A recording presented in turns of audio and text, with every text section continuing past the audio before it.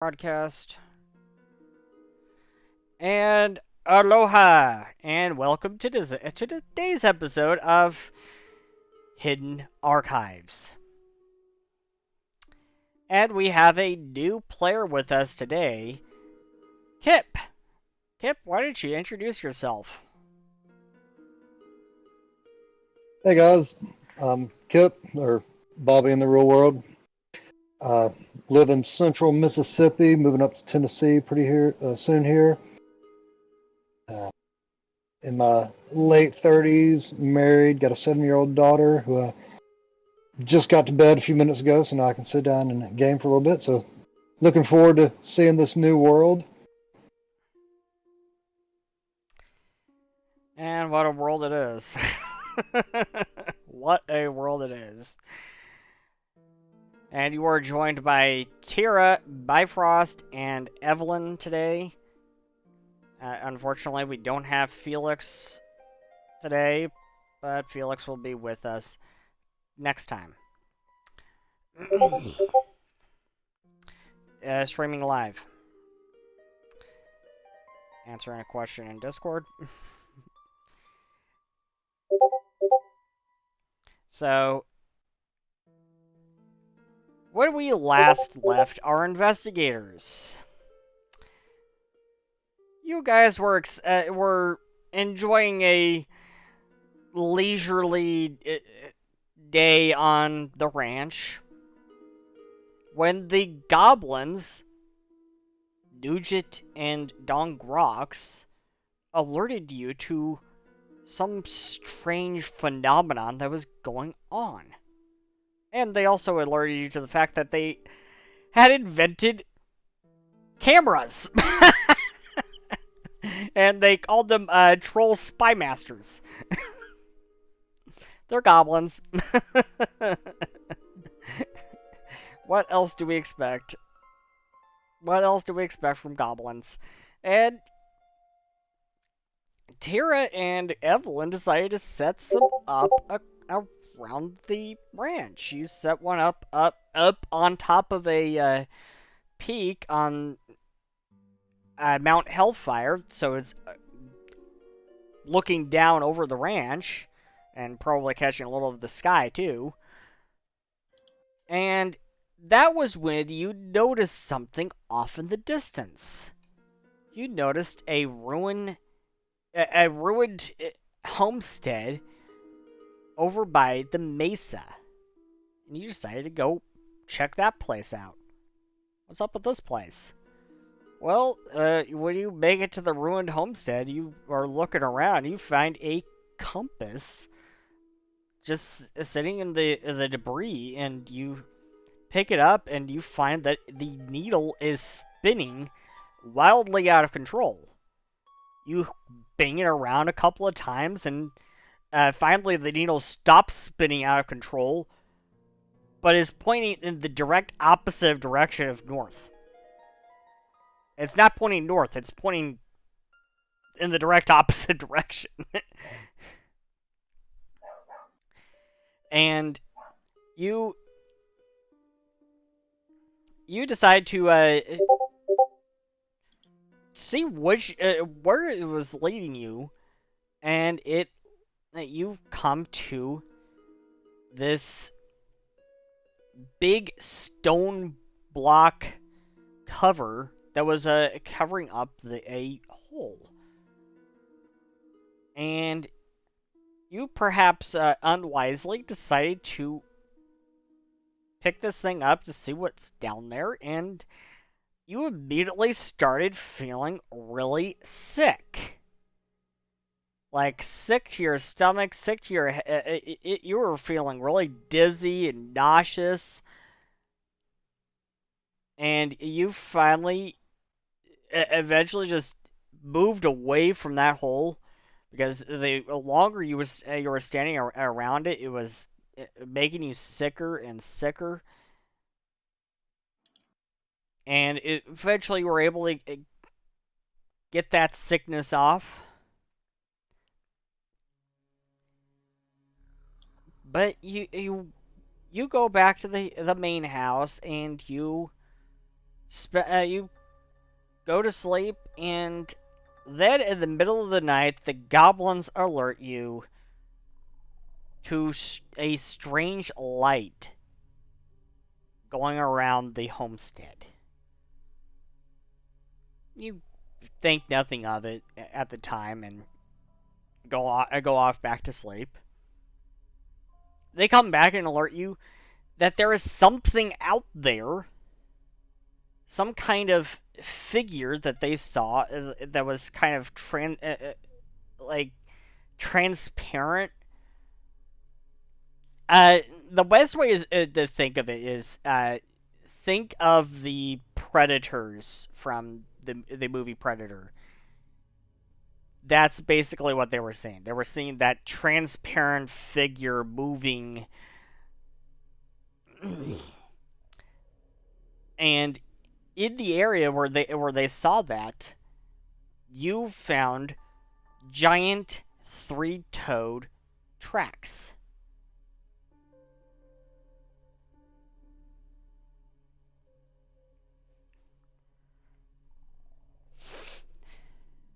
And also, as you were coming up to the homestead in the middle of the night, you look up at the mesa and you see the freaking mesa is aglow. It is lit up.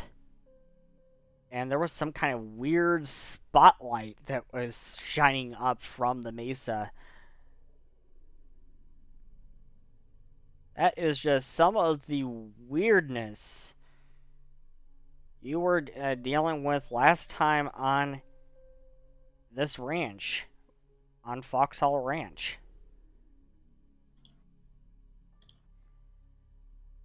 And now the next day,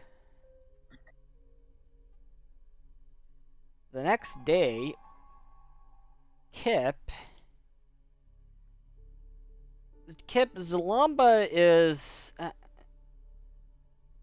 the Foxhollow Ranch is located in Zalamba.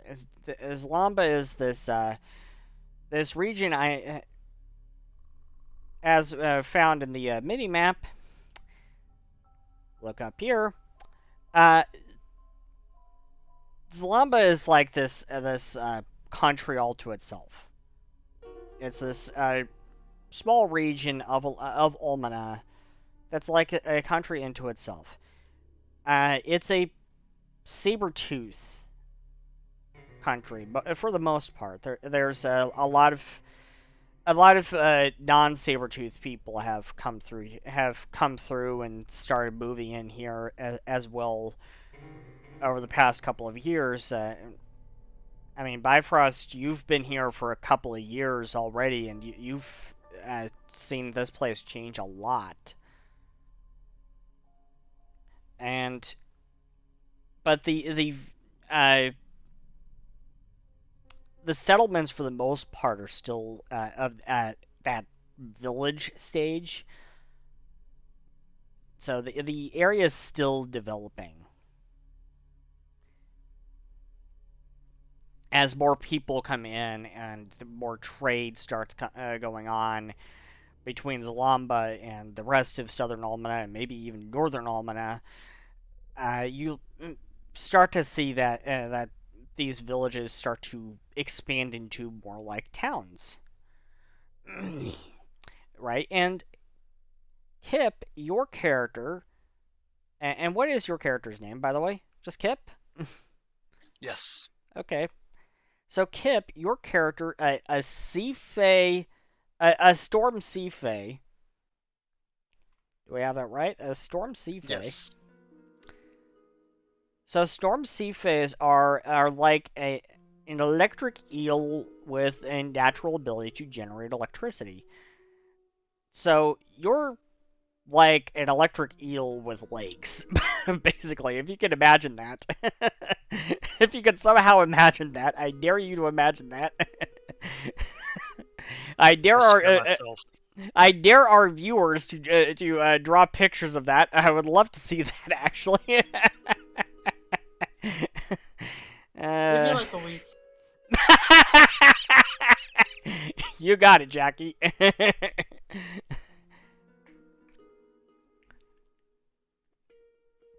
So you come through here. It's right. Zalama's right on the coast. You can see that from the map, right? So it's very easy to see how Kip could have decided to come up from to the surface. From the Sea Fae live in the undersea kingdoms. So under the sea, literally. And it's easy to see how you decided to come up to the surface, maybe heard about Zalamba, maybe not, and you arrived at the village closest to the sea, probably right on the sea. It's more like a fishing village. Zarbus.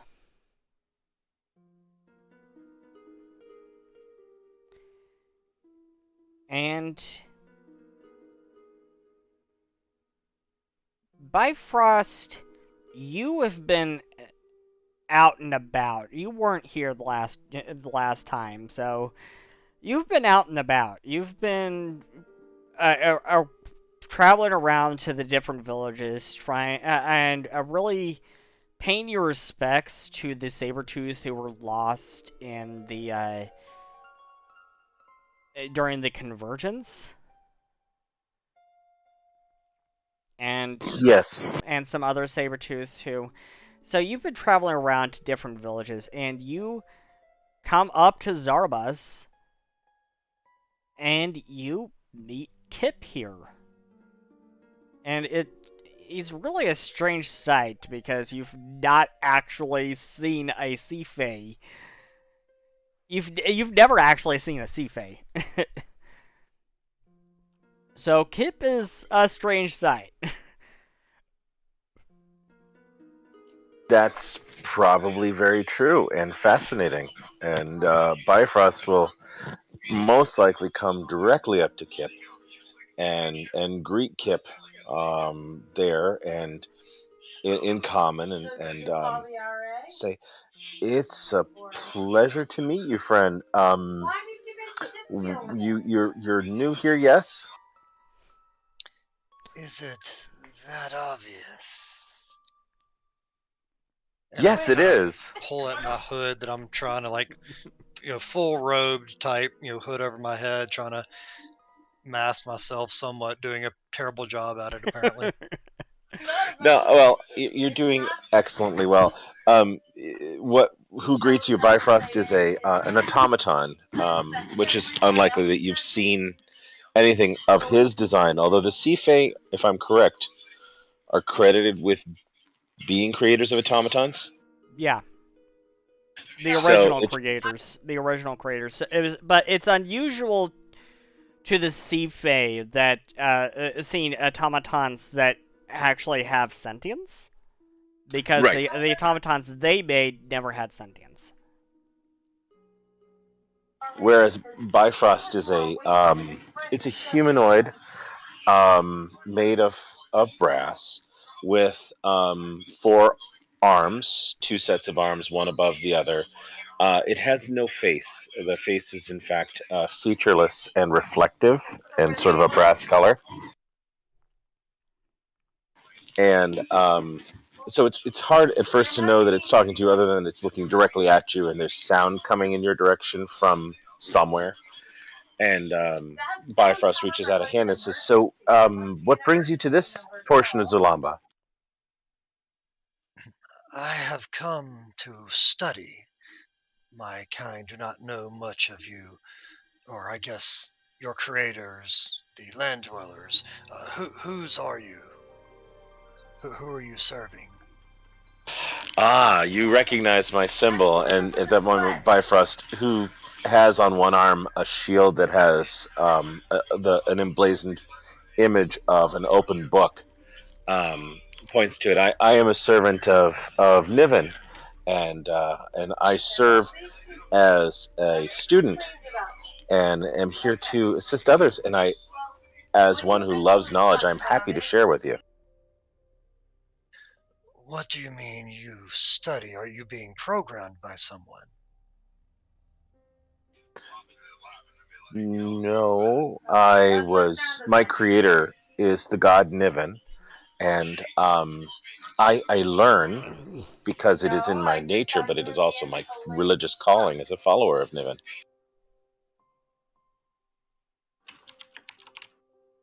I am.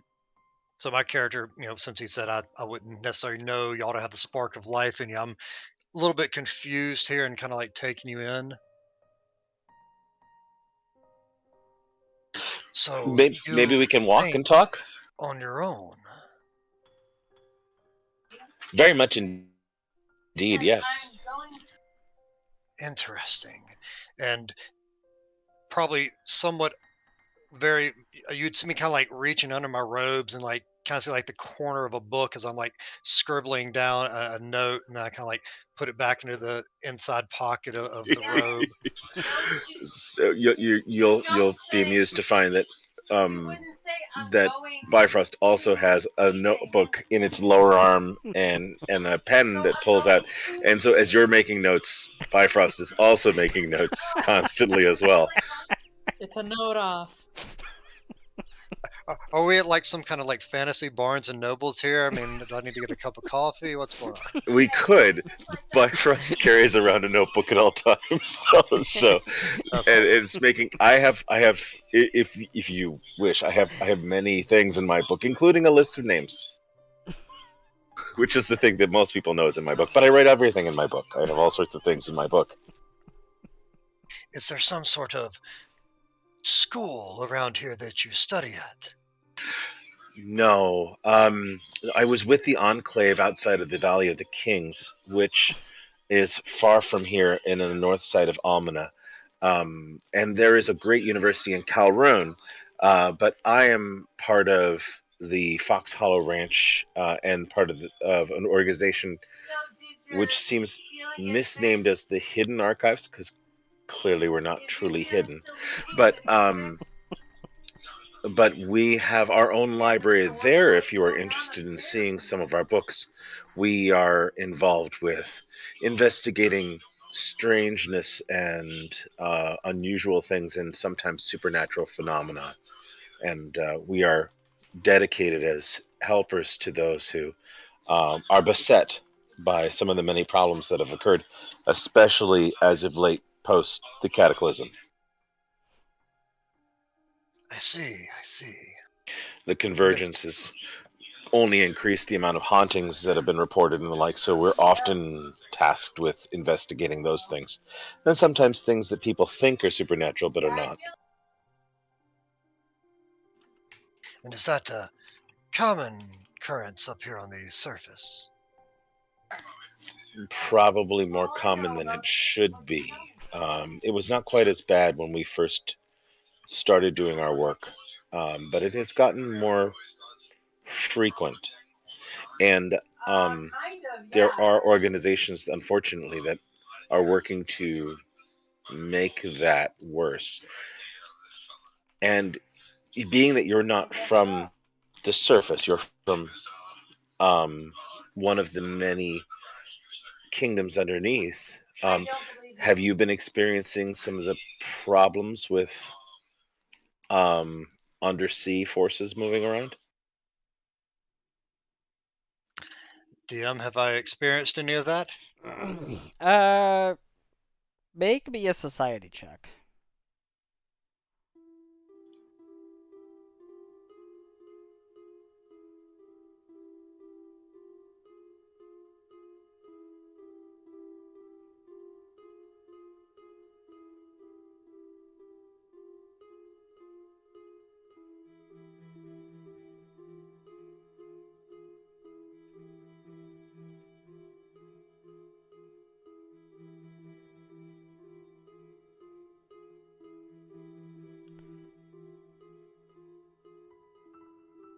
$17.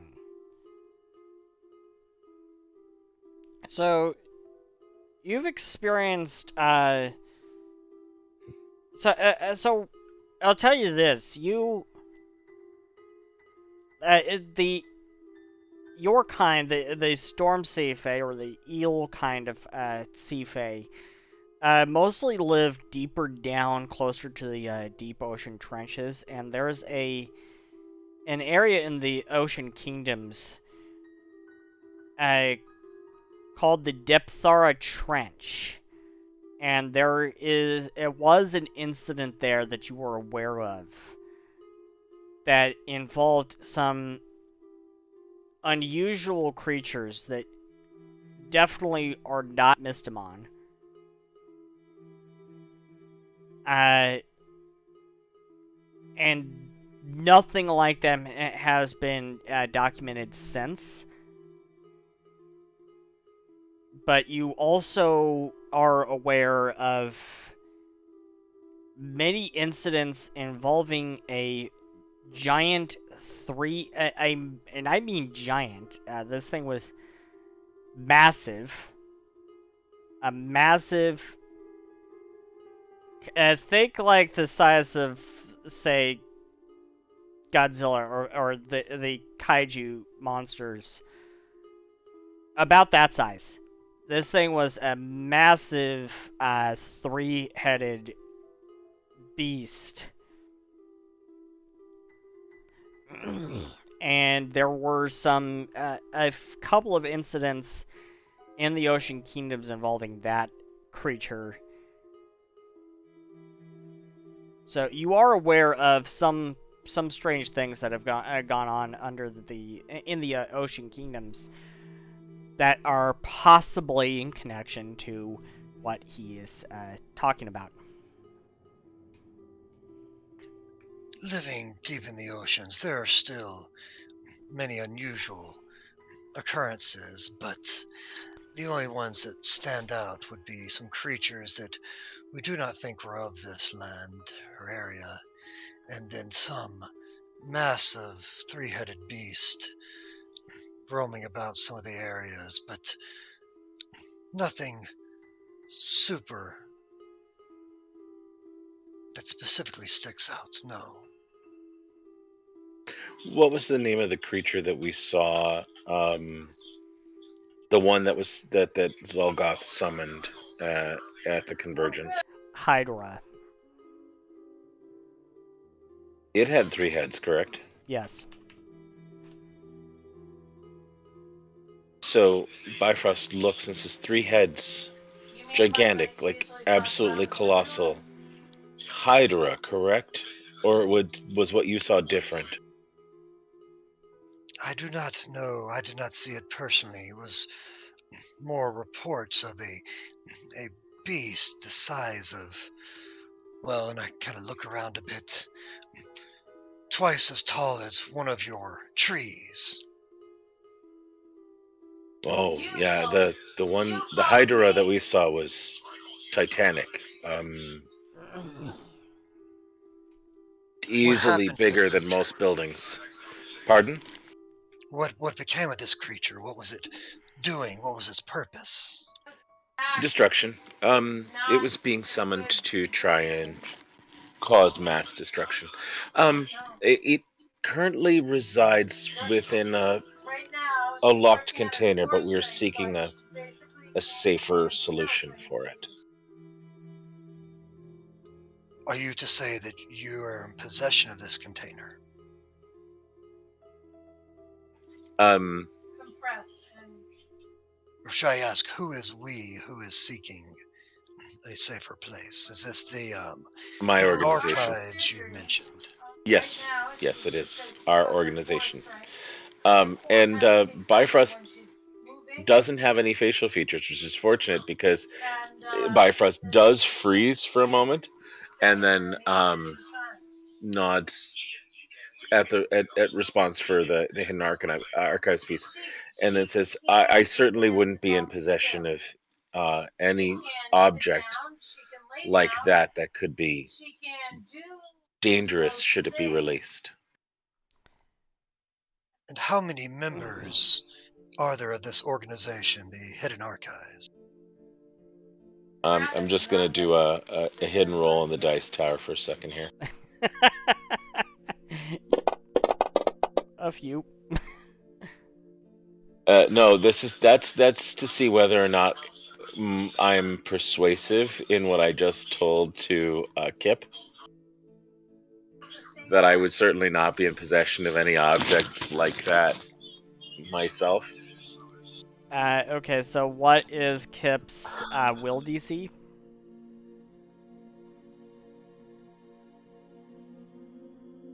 $22. Yeah, you kind of sense a little deception there. As for the hidden archives, of course, our numbers are growing. We have a number of members, some of whom are active and some who are less active. We have about a dozen formal members, and then some informal, and we have allies and assistants and some agents that are helping us. And we are affiliated with the Wayfinder Society as well. Would word of the Wayfinders have reached the bottom of the oceans? Yes. Okay. I see. So you're a member of the Wayfinders, the Hidden Archives, and you said Foxhollow Ranch?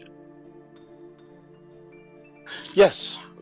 If you are interested in mysteries and strangeness, as well as seeing a library, we probably have one of the more interesting and developed libraries in all of Zulamba. Yes, I would very much like to visit any sort of libraries I can come across that would provide probably the most vast amounts of knowledge. By the way, I what I said was true according to a certain point of view, but it is deceptive because Bifrost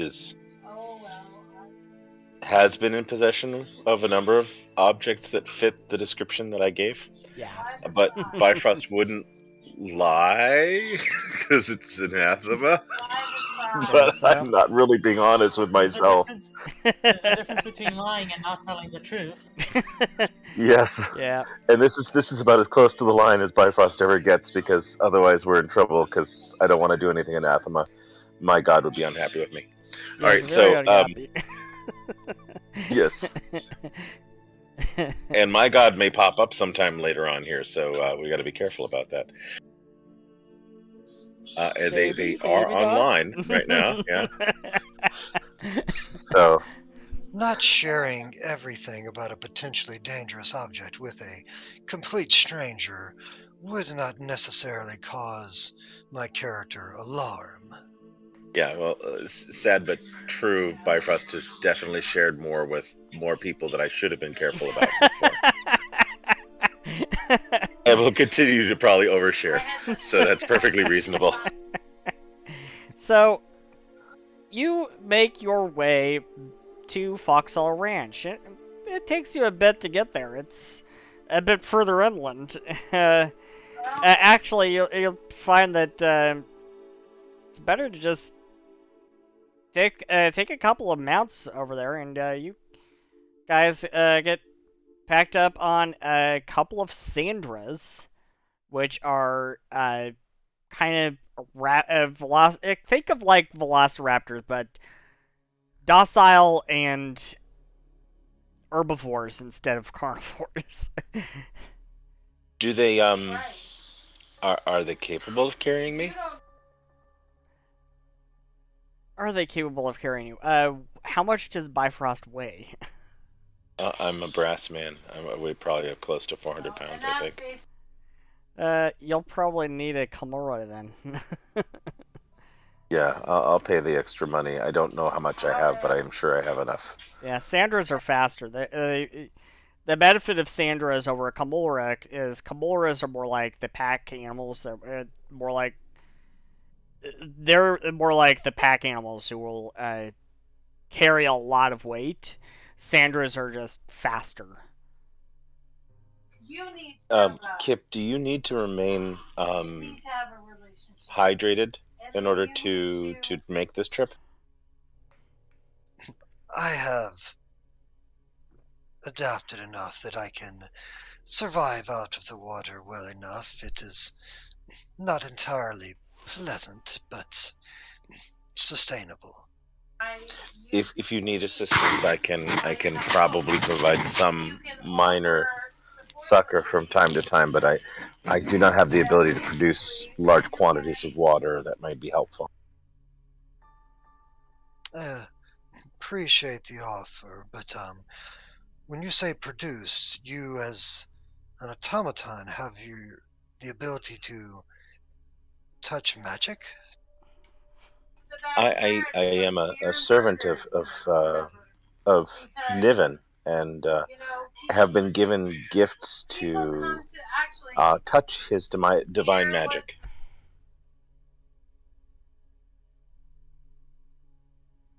Interesting, and I'm kind of like scribbling in the book a little bit more furiously right about now.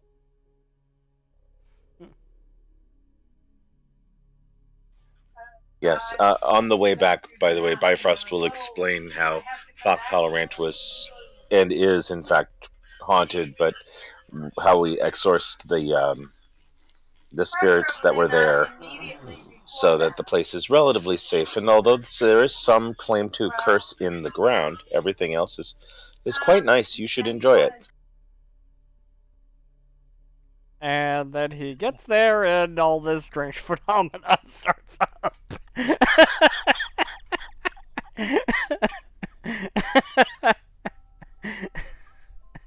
they at least have a nice spring-fed lake nearby?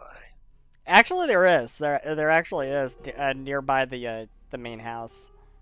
The We Bitours also will go over there and drink out of that from time to time. we also have a really lovely fountain in the middle of the main room, if I'm correct. Yes. Yes. So, and that's a running fountain. So, if you need fresh water there, it'll be quite pleasant. Mm-hmm. And there's no one that occupies the fountain at the moment, so that can be yours if you wish. Occupies the fountain. Is that insulting? I'm sorry. I do not know the ways of... I'm still learning. I am very young. That was out of character.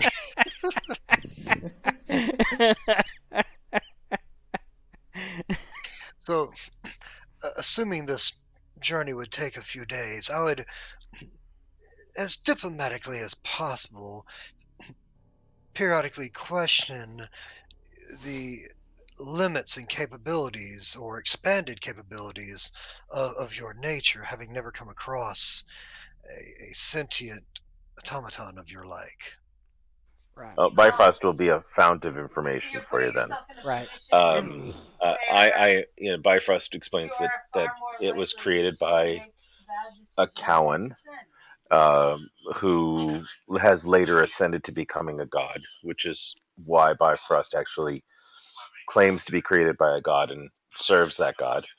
And that Bifrost on first creation was capable of flying. Bifrost actually has very large wings, but it has added extra arms since its creation, so that it can actually hold on to things with more than one set of hands, and that theoretically, it could add extra legs, extra other limbs, extend them, larger functions. So morphically, it's capable of great variation with assistance and rebuilding itself in that way. But side note, so can Gola. Yes. That's why Gola are so dangerous. But, yeah, they're dangerous for other reasons too. Oh yeah. But within that frame, though, Bifrost also functions in many ways like other living creatures, including healing. Sorry, Indeed. we have some I'm so sorry. We have some peanut gallery going on in Discord. I think our other two players are getting a little Fancy. a little bored. I'd say probably. So But yes, I will fill in lots of information Yeah. and prove to be, in fact, fully capable of touching upon divine magic in both the light and spirit domain, as well as being able to function as a full sentient. Although at night, over one of the nights, Bifrost will confess to not being certain whether it has a soul or not. All right. So it takes you a bit of time. I would say it. You met up with Kip before everything went down at the ranch. A little before actually. So when you get here, when you finally make it to the ranch, it's for Tira and Evelyn, it's the next day, and Bifrost is finally back, and he's brought a friend. Because it's Bifrost, he likes to bring friends home. I've invited so many people to join this group. At some point along the way, my character would be trying to discern if he is possibly being led into an ambush. Roller perception check.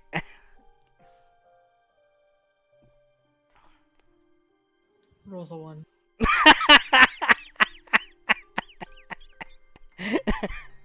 Hey, shush, Evelyn. 21.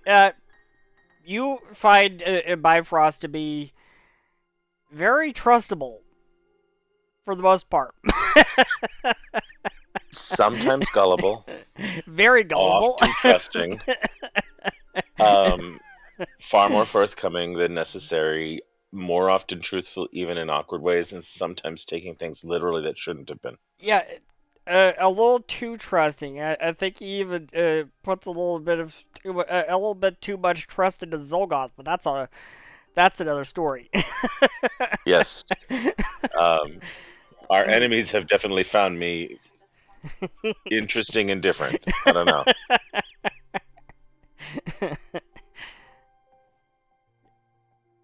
Yeah, the only thing that Tira can say is like once you see this fey creature, she's like, "Damn bards!"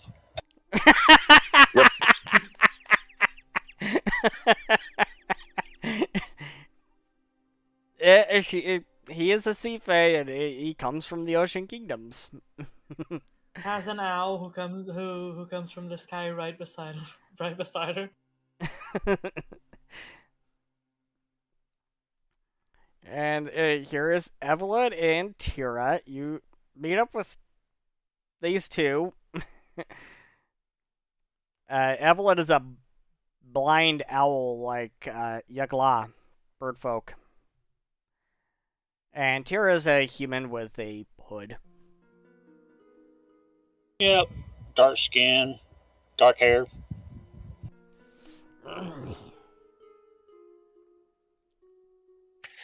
Greetings, your friend here advised me you had a library that I could come and peruse. We kind of do, but it's kind of small here, anyways. But we got a bigger one in the cow room.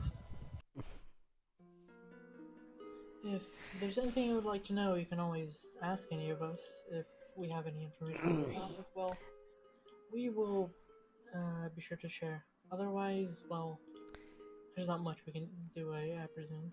And at that point, this young girl with blonde hair, it comes running down the stairs excitedly, and another girl is just behind her. She has long platinum blonde hair, and the girl with the yellow blonde hair is really excited, and she explains that we were looking around the house, and I found a loose floorboard. I lifted it up, and I found this. and she hands you a photograph. And when you look at this photograph, you see a group of people, a group of 6 people, lined up just in front of the main house of the ranch. And it looks like an older photo. It's black and white, and the people in the photo, there are 4 men and 2 women, and they are wearing what you might consider really older style clothing. They're not their clothing is not anything like the clothing of today. So it definitely feels like this is from some time long in the past. Well, in the picture, does the ghost and the person that's in the picture happen to be familiar? Almost the same?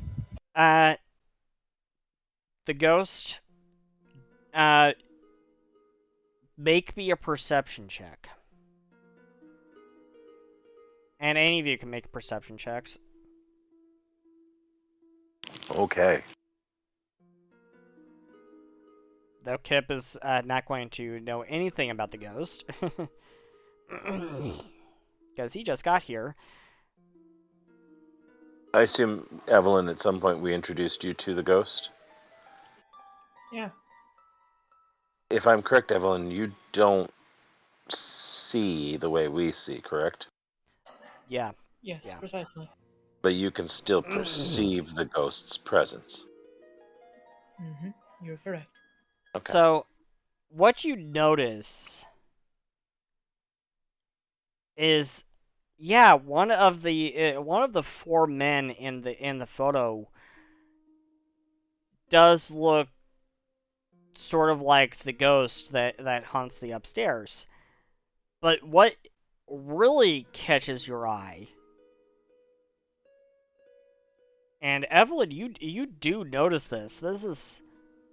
This kind of catches you completely off guard, and you feel a chill down your spine as you notice another figure far off in the background, seemingly hiding to the side of the house. This figure you recognize as that dark-cloaked, ashy figure that you encountered in Kalroon just like a week ago or so.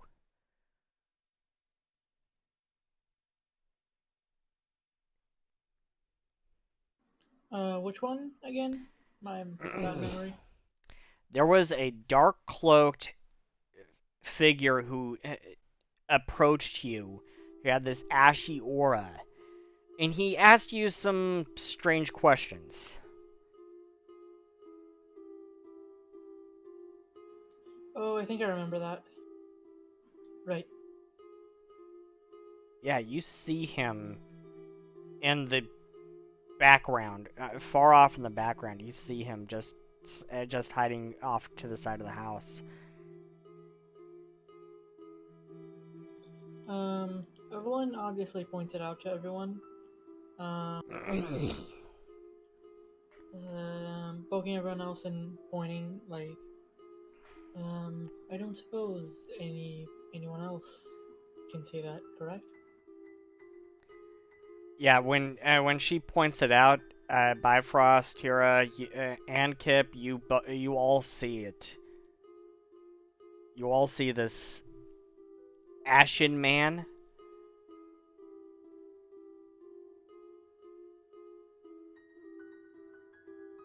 Ashen skin tone, or actually like flaking?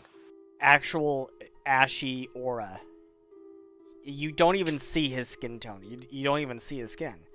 All you see is this dark cloak with a hood over his head. You don't see his face at all. And this ashy sort of aura around him.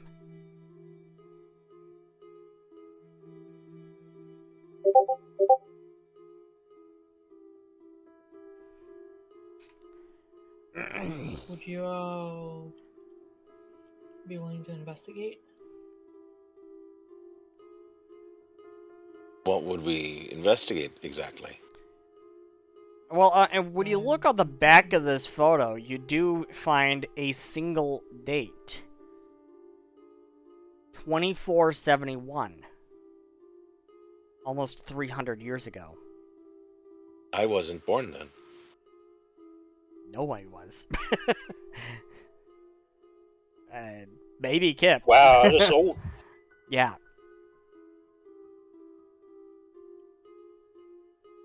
That's why the house in the background it looks newer. Is it the house? This is not the ranch, though. Is this? It is the ranch. It's not the homestead. It's not the homestead. It's this ranch house. So do we see? Have they added anything on? I'm sorry, Kip. No, good. It looks newer. It looks like it in the photo. It looks like it had just been built. To be honest. Wow. So this house is 300. Wow. Yeah. Kip, you had something you wanted to add? Could we walk over to the relative spot where the creature in the picture was standing or hiding?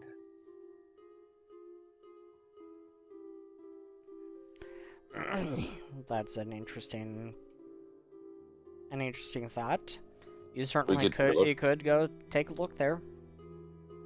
Sir. Perhaps we could. I'd walk over there and say, so this is where the figure you're pointing out was standing. Is there anything odd about this spot? Well, Evelyn, you do notice that this area that's off to the right side of the house is just feet away from that small plot of soil in the front of the house where Kwoi, the girl with the blonde hair, she was trying to grow a garden and nothing would grow.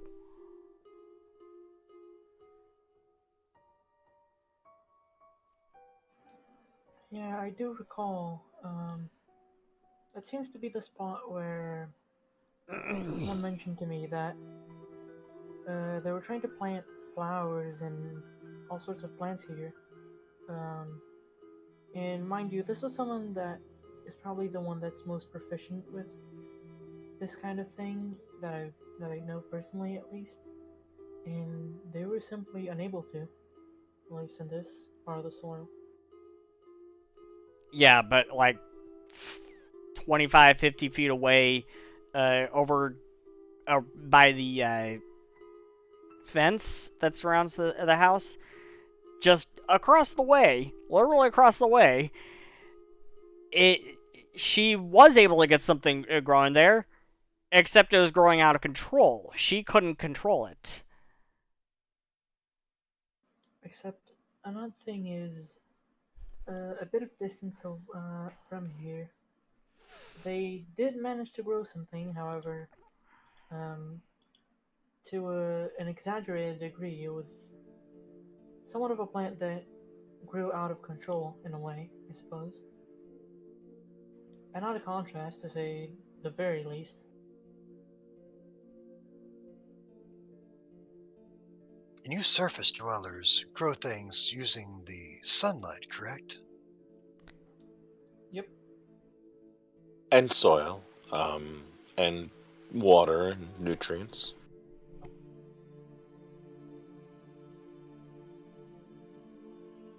And Kwoi, the girl with the yellow blonde hair, the girl with the platinum blonde hair is Ira. You actually, Kip, you make me a perception check.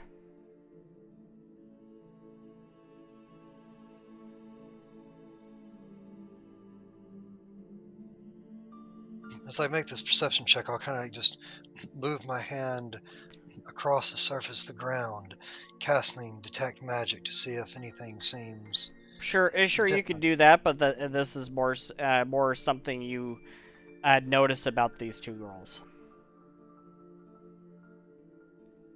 Yeah, you notice just an offhand observation. You notice that there's a pretty close bond between these two girls, between Kauai and Ira. Koi being Kauai. what? Koi and Kauai the is yellow the Kauai is the yellow blonde, and Ira is the platinum blonde. That's Kauai's name spelled.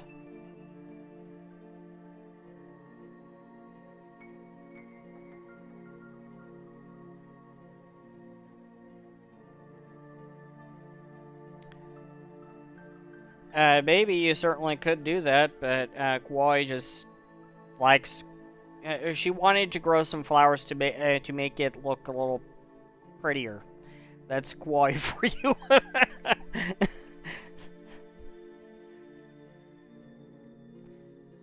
So you can get back to your to examining this soil. It's just that was just an observation you made about the two girls.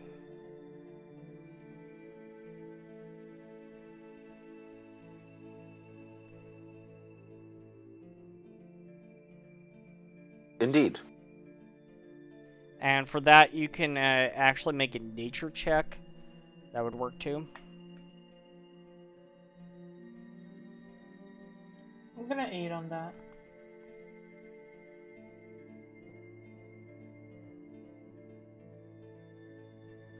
Or not.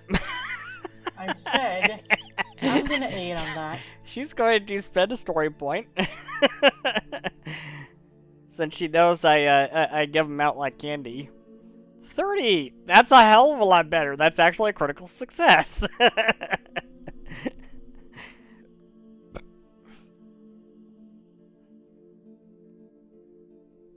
So she was just rolling to aid. You wanted me to roll nature as I Yeah. was doing detect magic? Okay. Yeah.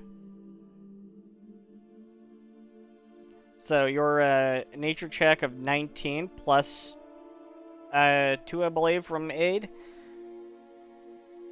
Mm-hmm. That's 21. There are some oddities about this soil that you notice.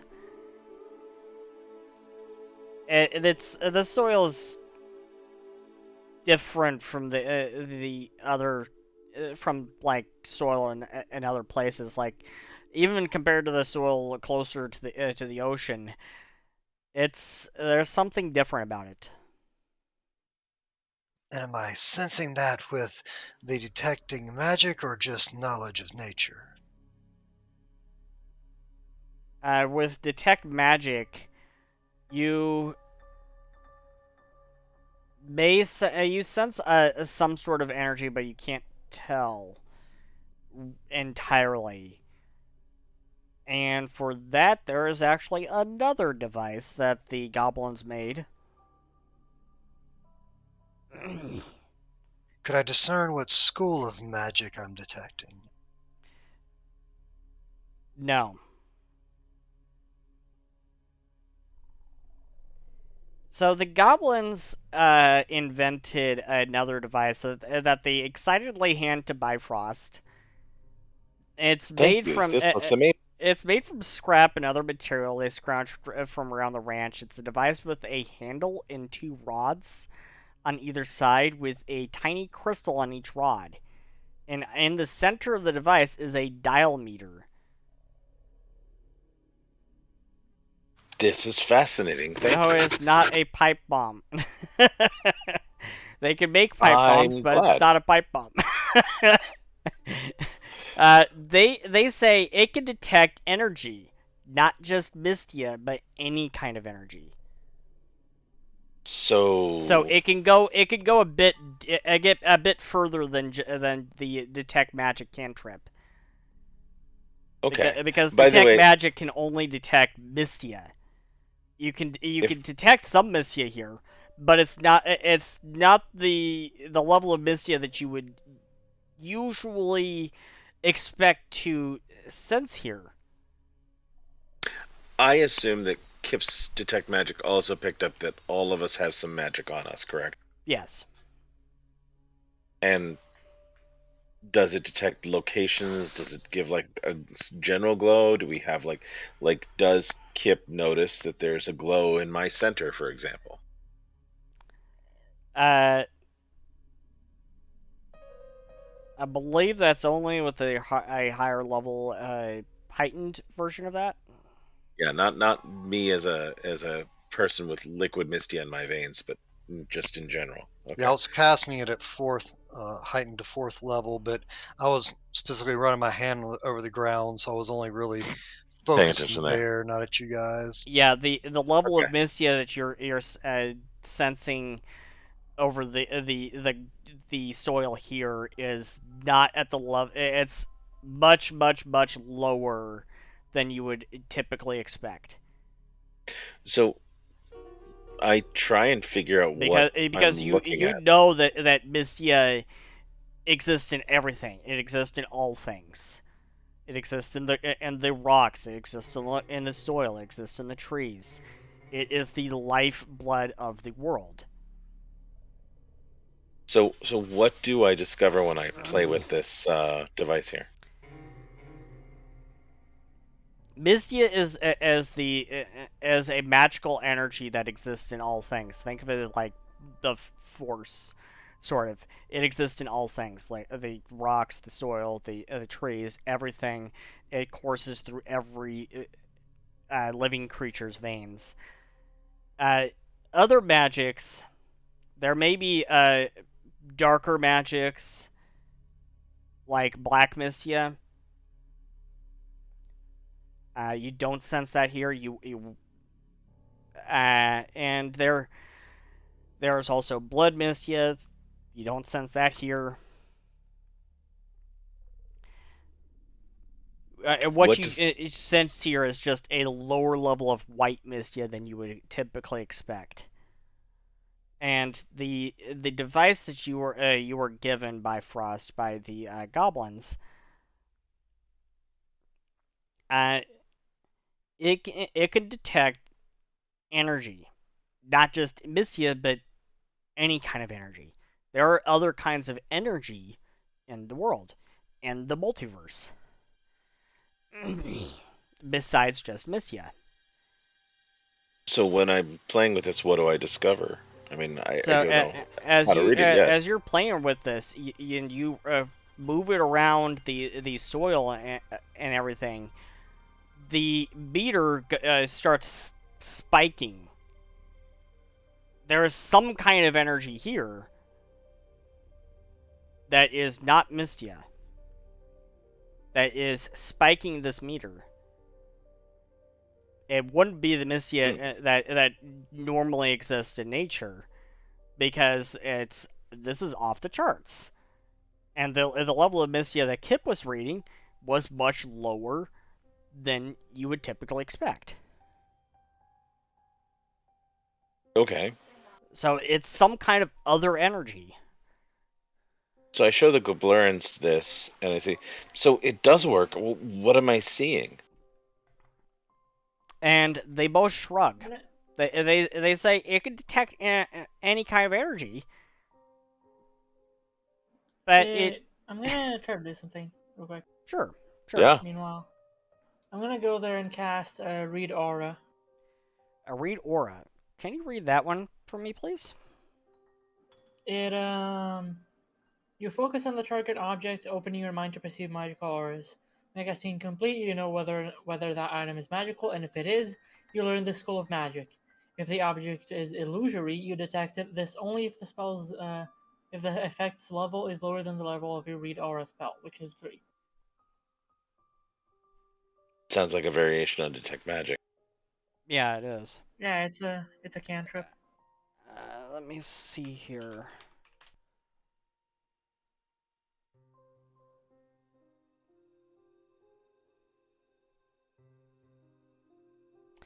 maybe it might be able to detect what other kind of energy could be here.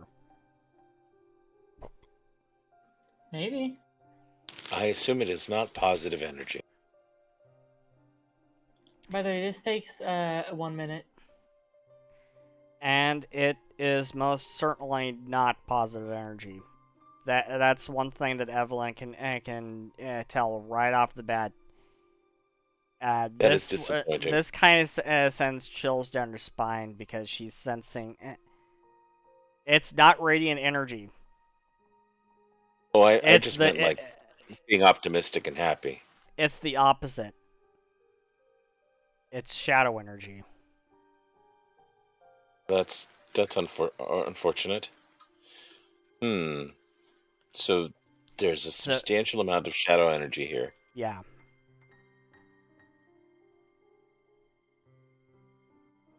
Well, that would explain something. On, where are you? Yeah. That will definitely be disconcerting. And there was a place that somebody mentioned that people felt uncomfortable or sick. That would be yes. the ruined homestead. Actually, Yeah, it was out back about a mile out. I'd have a question for you, Bifrost. Yes. Do you happen to have a sense of smell? I believe I do. Because if you did not, then, well, maybe it could be safe for you to go investigate down there and... It might still be safe. Well, I don't know if I would risk it if I were you. I'm willing to try. So, Kip, I hope I answered your question.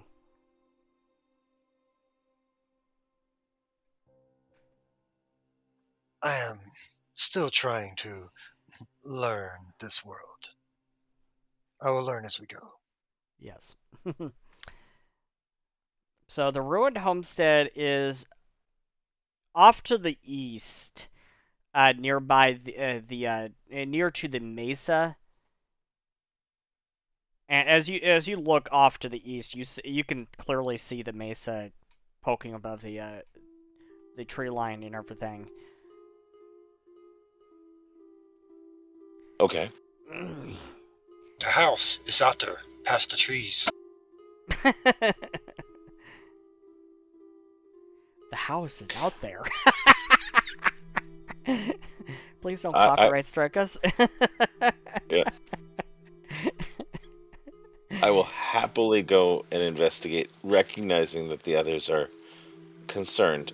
I don't know that it will affect me the same way. Again, I think, based on what Paizo has put forward, that I do in fact have a sense of smell. But that may not matter. That's out of character, of course. Right, exactly. Bifrost has always thought, well, I seem to be able to do these things, but they don't have the same impact.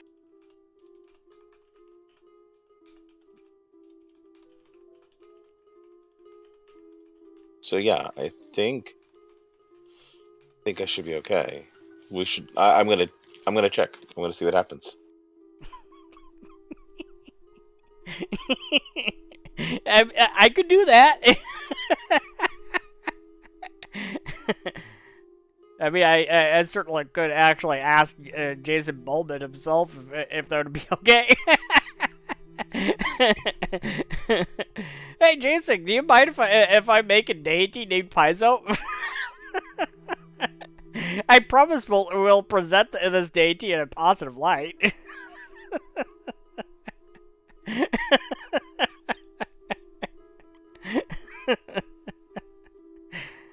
That's that's out of character, of course. Of course, of course.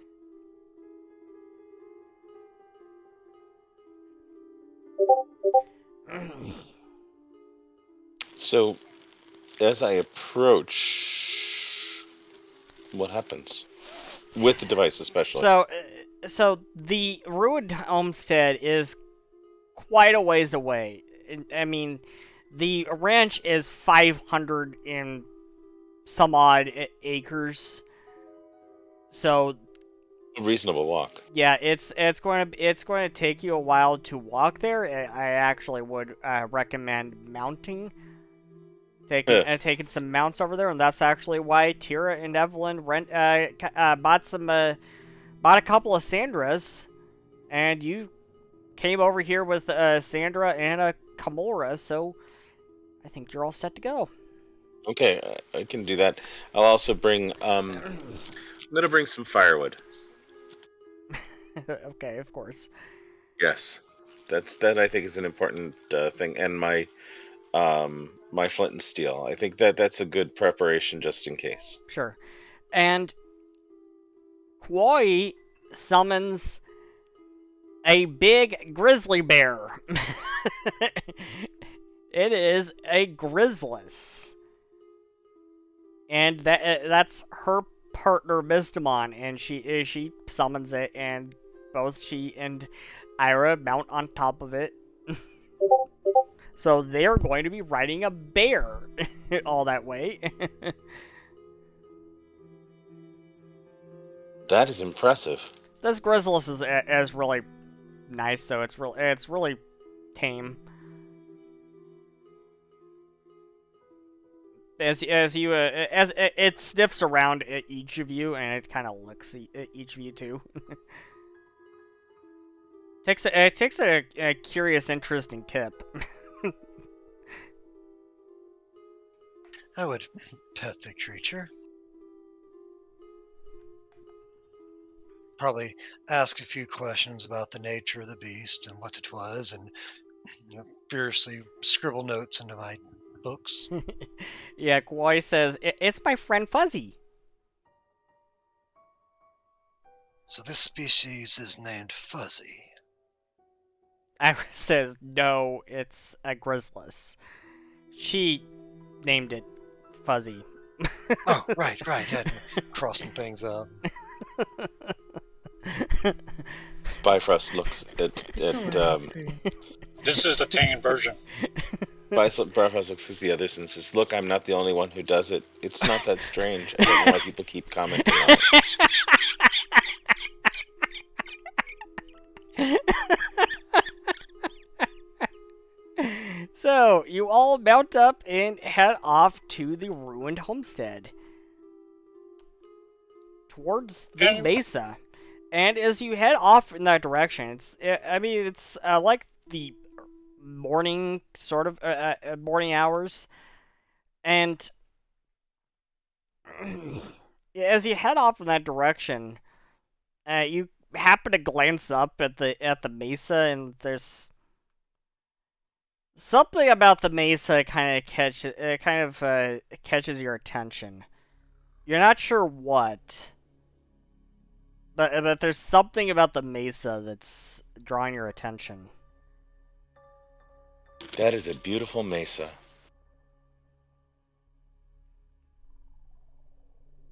It looks so tall and then flat.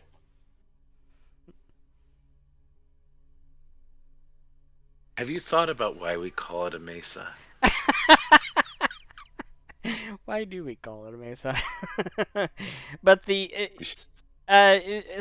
Bifrost, you would know that the saber-tooth of Zalamba actually they actually have a name for this mountainous valley region in which the ranch sits. It's a wonderful name, like Valley of Death or something, right? Close. Kind of close. If you look at the map, the mesa is a trail of mountains that kind of is connected to Mount Hellfire, and Mount Hellfire surrounds to the north. So that's always a very positive name to name a mountain when you can. Look, it's Mount Hellfire. There's no reason that should be bad. Well, the reason it's called Mount Hellfire is because if you look off towards where the main peak is, that volcano is active. very active. Well, and the Dragon Lords live up there too, right? Or at least a The couple of them. Flip Drone it lives closer down to where you are. So it's We're this popular. it's this area is kind of a unique area. This mesa connects to to Mount Hellfire, and it kind of creates this bowl effect here. And so the Sabertooth called this valley region upon which the ranch sits the Wiyuntin Basin, which roughly translates to the land of the strange lights.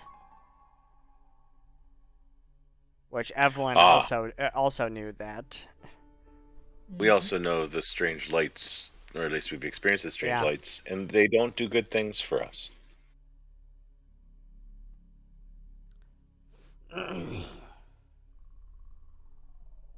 That is probably something Bifrost probably mentioned to Kip at some point, was that there are sometimes strange lights, and they seem to have a strong effect on automatons. Yeah. Very strange effect. So you make it to the ruined homestead sometime. It takes you about an hour or so, but you make it over there and you find the ruined homestead. This is just a single story house. It was single story. It was a house. It's now kind of in ruins. You definitely wouldn't want to live here.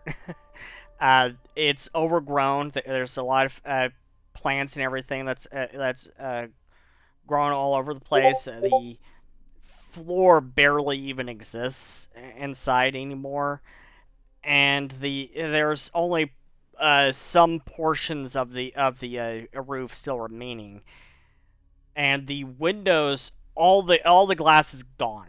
It's just long gone. I wish I had seen this. It sits nestled in this sort of wooded area with a lot of trees here. Okay.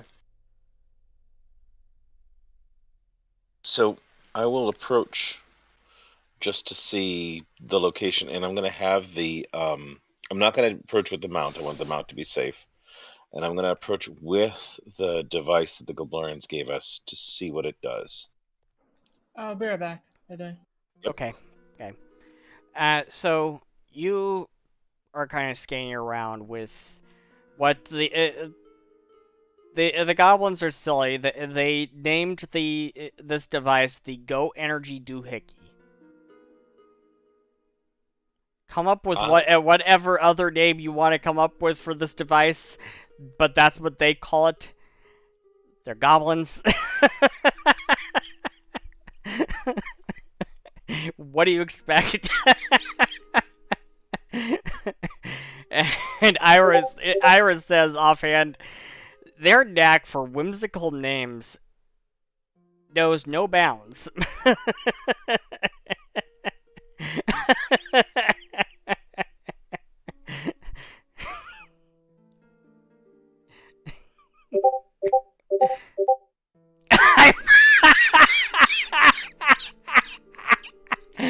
Bifrost says, I finally got my GED. Yep. So I'm going to adjust my GED to see what it can pick up on as I approach.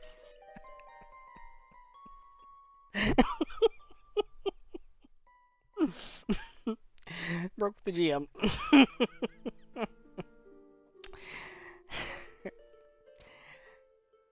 So, Kip, what are you doing as you approach this ruined homestead?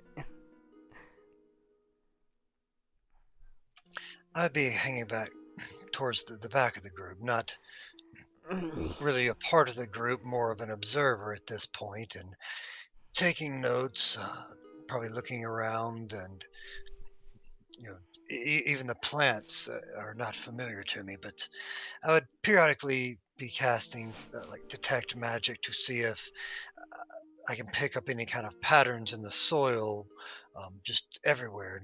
Still unfamiliar with this energy, and certainly once we arrived at this homestead, would be seeing if I could detect what sort of auras were around, schools of magic, things of that sort with detect magic.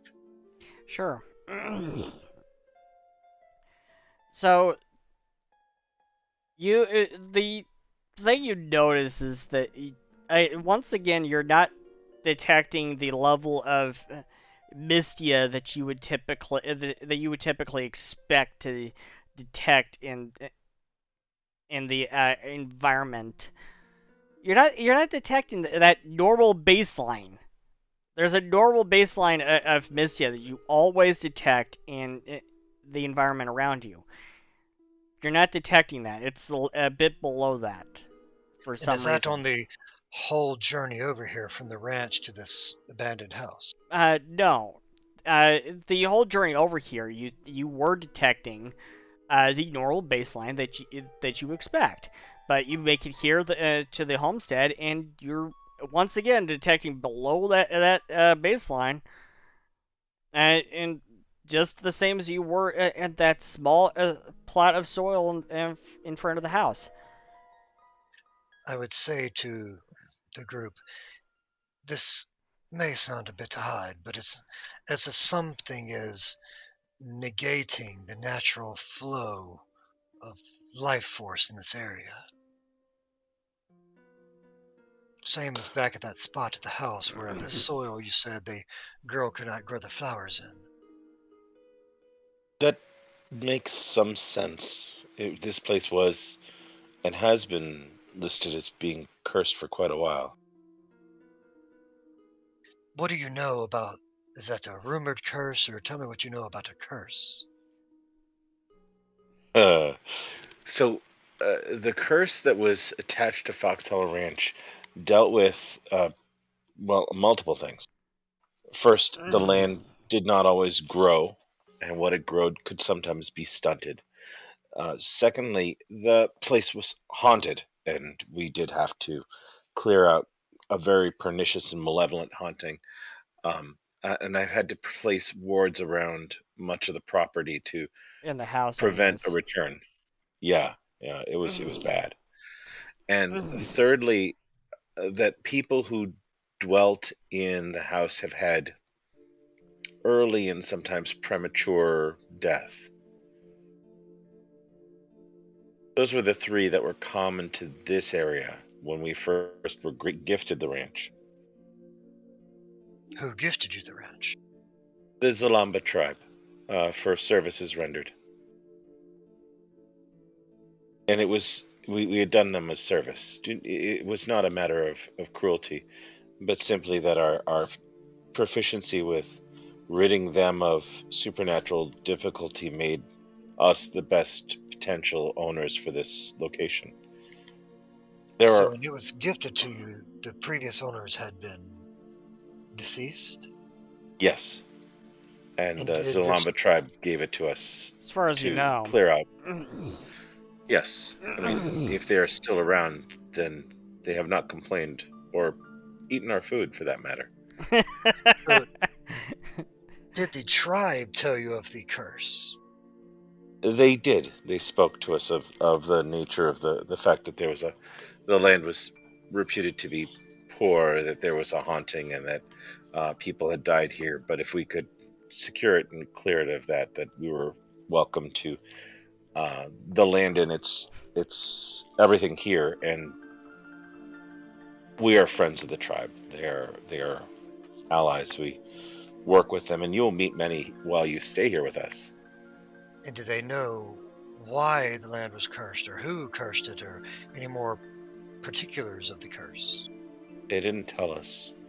Um, and as I said, there are other curses now, but they have nothing to do with this. There were different kinds of spirits too. It wasn't just one kind, so it seems as though this is almost a magnet for that type of phenomena. And this tribe, is this far from here? The tribe is There, the saber-tooth people that live in this this country of Zalamba. Perhaps it'd be worth inquiring from them how they learned of the curse. Maybe you could backtrack to learn who or what cursed the land and how it could be removed. Certainly, we could pursue again. When we spoke with them, they were not as clear, but there are many things that we may learn, and perhaps the right question asked at the right moment might reveal a great deal.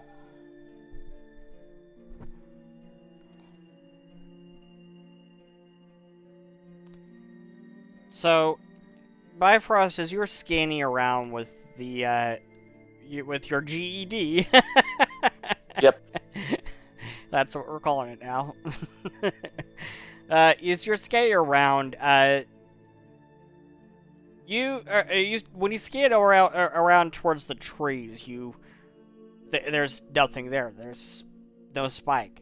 You're not even really detecting the baseline Mysia there, or really anything. But we move it towards the house, towards the homestead. You start to get a little ping here, and as you move it towards the right, that ping starts to turn into a spike. And Okay. as you follow that and head off in that direction, it brings you to this stone block cover that has these sort of really thick wire handles on it. And I'm back. Hope I didn't miss much. Welcome back. It's already solved. Unfortunately, it was kind of tragic for what happened with Evelyn. You were such a hero, though. Well, it happened. I mean, we would never have found the Starstone if you had never made that sacrifice, though. Of course. Starstone? Yeah, where all the radiation was coming from, the Starstone. Oh my god. Yeah. God, that actually reminds me that the day before yesterday, I played a Pathfinder one-shot where I rolled 5 natural ones in a row. Oh dear gods. Oh. It wasn't a natural one. You did really well. That reminds me of one particular player from my past. You did really well. It was the lava elementals that came up that were the real problem. Oh, I see. But you were so brave. Anyways. Yeah, die to kill those 5 CR-23 creatures. It's fine. You should, honestly, I think that probably you should get at least 1 story point for that alone. Just 1. Well, I mean, if not, now elevated. he's fishing. Demigod, at least, yeah, no. Now he's fishing. Nice try, my friend. Nice try. No problem. Asking for myself, I think I give him out like candy as it is. You don't need to fish for him. Nah, it's just Evelyn was so brave. Yeah, and your little fantasy world there. Anyways, in reality, it's all fantasy. In reality here, our reality anyways, I reject your reality and substitute my own. You find this stone block cover. It's a kind of rectangular shape.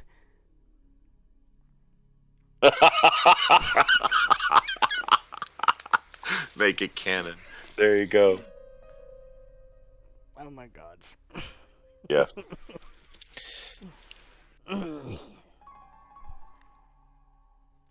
People are going to abuse that one. Sorry about that. So, okay, so as I'm approaching, I'm discovering what's going on here again? Your device, the GED, is giving you a spike of some kind of energy here at this stone block cover that has really thick wire handles. It's kind of a rectangular shaped. Yeah. Okay. And you recognize it from what Evelyn and Tira were telling you about. Okay. And it's emanating what kind of energy? Some kind of energy you can't really. It doesn't really tell you. The GED doesn't really tell you. Non-magical. It, Yeah. yeah, what you can tell is it's not Mistia.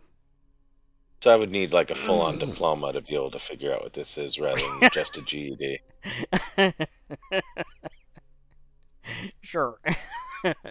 Sure, we'll go with that. Yeah. I mean, if it's on the occultism skill, I mean, I have one of those. There you go. That one's the one I maxed out. So I'm picking up a lot of energy coming directly from this stone. Yeah. Okay. And And what is Tira doing? Tira's typing something. As Bifrost gets close to the slab, I stay about 50 to 100 feet back. Can I remember the last time I messed with that damn slab? Of course. And what is Evelyn doing? Evelyn doing the same? Evelyn is analyzing whatever Bifrost is also analyzing. This is my only context for me being away for a few minutes. This was what she was doing, I think, maybe. Just don't get too close. Remember the last time. And Yeah. what is Kip doing? Kip, you're noticing that Tira's kind of staying really far back from this. I have not gotten a read on the group yet, so I wouldn't necessarily know what is and isn't normal for them. I'm just continuing to make notes on everything and testing magic and trying to figure out this strange world. Mm-hmm. Are you close to the stone or are you far away? I'd be close enough to kind of occasionally glance over at the machine and see what this contraption is doing. Yeah, you're seeing it. It is like spiked. It is like totally spiked, like it's off the charts. I'd be trying to compare and contrast and see if the spikes in the machine correlate to an absence of normal life force in the area. Yeah, it seems to the level of Mystia you're detecting here is lower than you've detected anywhere else. And could I try and walk around the area, and maybe I'd encourage Bifrost to join me, and between the machine spikes and the absence of normal life force, could we triangulate and see if there is a specific point that is emanating this, or is it just sporadic? So it's like there's a focal point. Maybe there's like a rock buried in the ground that's giving off this energy or lack thereof. That is a good idea. That is a good thought. And I'm going to give you a story point for that. See, I give him out like candy. Thank you. so yes, I don't mind assisting, and I'll adjust things, and we'll see what we can figure out. So you go along like through the homestead, around the homestead, and it definitely does seem sporadic. Is it consistent? Does the same spot, if we like check it and then come back to it 10 minutes later, is it still the same reading in the same spot? So you're detecting two different readings or a few different readings. You can't really tell. There are a couple of readings around the homestead itself and and in the area around it, and the trees and everything, that seems to be there 1 second and then not.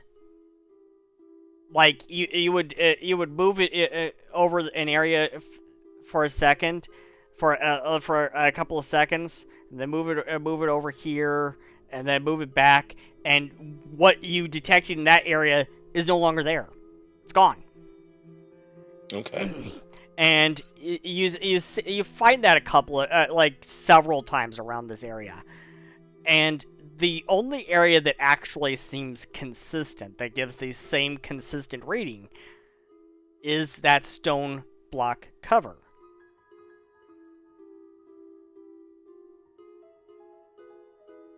Okay. So the stone block cover The slab, as Tira says, is consistent. Yeah, the And slab this is the area around the slab. That slab is the energy readings you're detecting there is consistent, whereas everywhere else the energy readings is actually really sporadic and random, and seems to be there 1 minute and then gone. now they mentioned lifting that. Is that correct?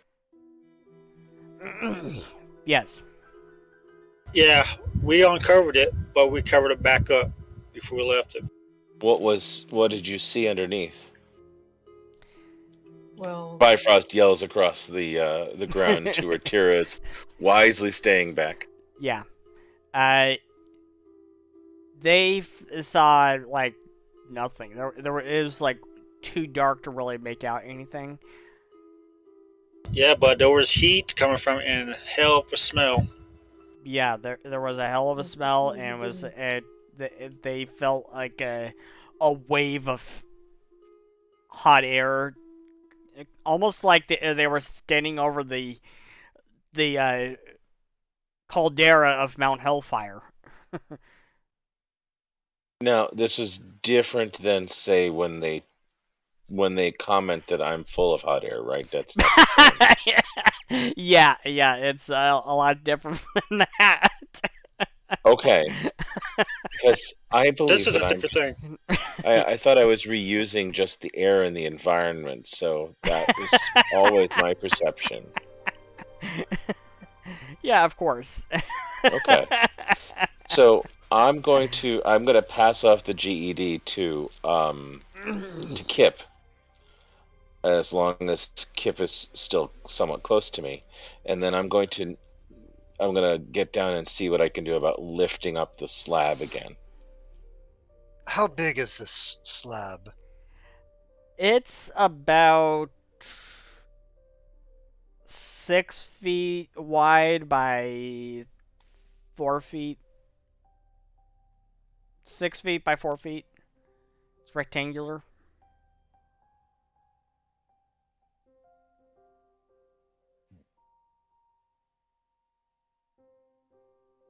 It's almost the size of a door.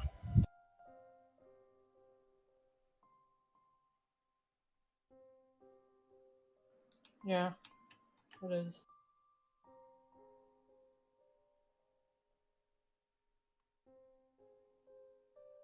I don't remember how thick it was.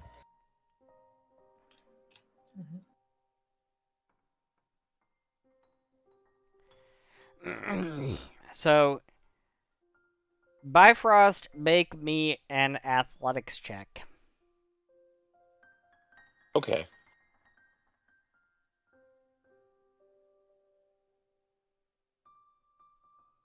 Ooh. 27, nice. You easily lift this. And lift it out of the way, and as you do, you feel this blast of hot air come out of this hole. Okay. That's And unusual. Kip, how close would you say you are? Probably about 10 feet back. That's wise. We were already off the charts before, is that correct? They Yeah. mentioned Yeah, They now mentioned now heat. it's like really pinging so hard that the device is It's starting to squeal. You're kind of starting to hear a whine from it, like a coil whine from a PC or something.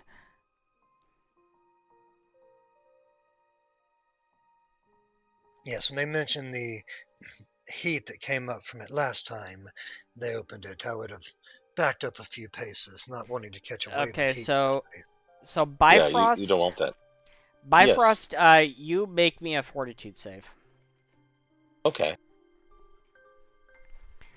Okay, Wow. you're okay for now. For now. For now. Yep. You felt kind of some kind of sickness come on, but then you managed to fight it off. And just as a question, do I smell something? This is I'm not even sure. This is very exciting.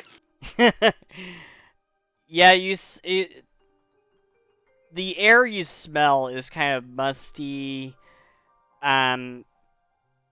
musty and humid. Praise to Niven. I do smell. I smell. Do I smell? I smell. That is certainly interesting information.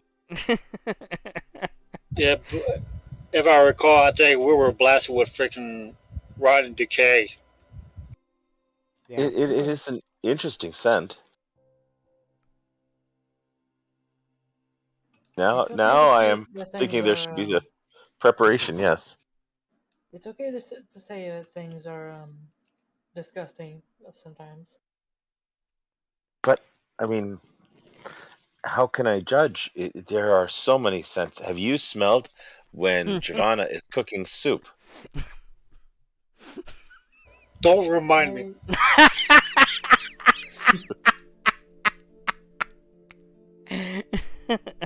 And yet it is soup, right? That is actually soup. So there's something to that. It's not soup, it's concoction. It's poison that she's making. There are I some who suppose wish that to is have a useful. poison. I suppose that is a useful skill to have in some scenarios. Yeah, So she even leaves a damn spoon in there to get cooked too. So Let Bifrost, it melt. how long are you staying around this hole? Well, I'm actually pouring over my spell list really fast just to see if there's something I can do to protect myself. Because I think there might be something. Actually, I have an idea. Yeah. So do I don't like see anything within like 10 feet of me. Let's say that could be this like any sort of semblance of a source of the smell, right?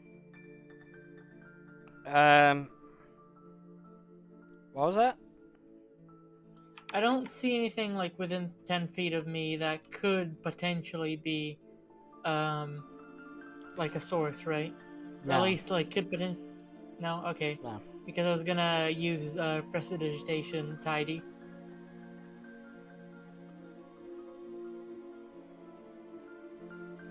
And this isn't a spell effect, so Globe of Invulnerability wouldn't work on it.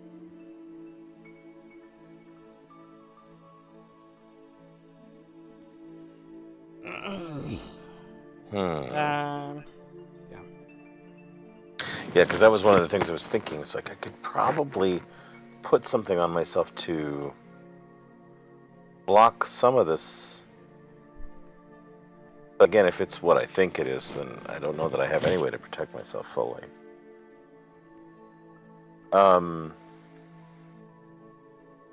Yeah, at this point, you glance back and you notice Kwoi is like really backing away. Like you know Tira's like 50 feet away.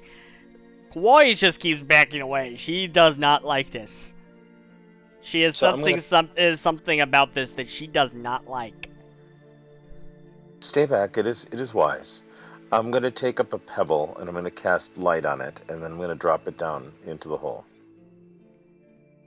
After about a few seconds, it disappears. So does it kill the magic, or does it just fall beyond what I can see? You're not entirely sure. It's just way too dark. It's not magical darkness. It just happens to.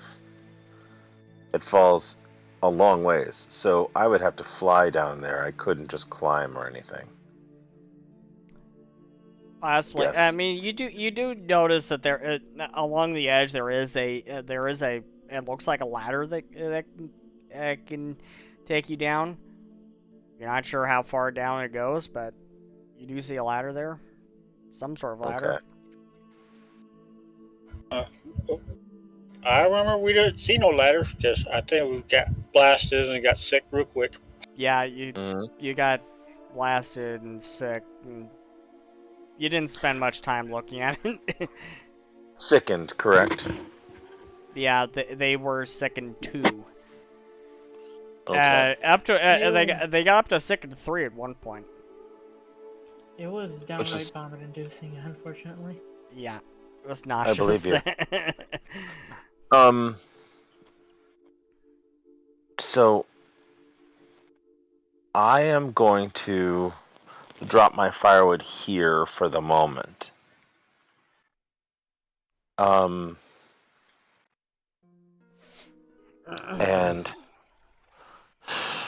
I was hoping that light, and I not heard the noise of the pebble hitting bottom or anything else, right? No. Oh, so there's nothing I can do. Wait a second. That might be an option. Give me a second. I might have an idea here. Kip, do you have any thoughts?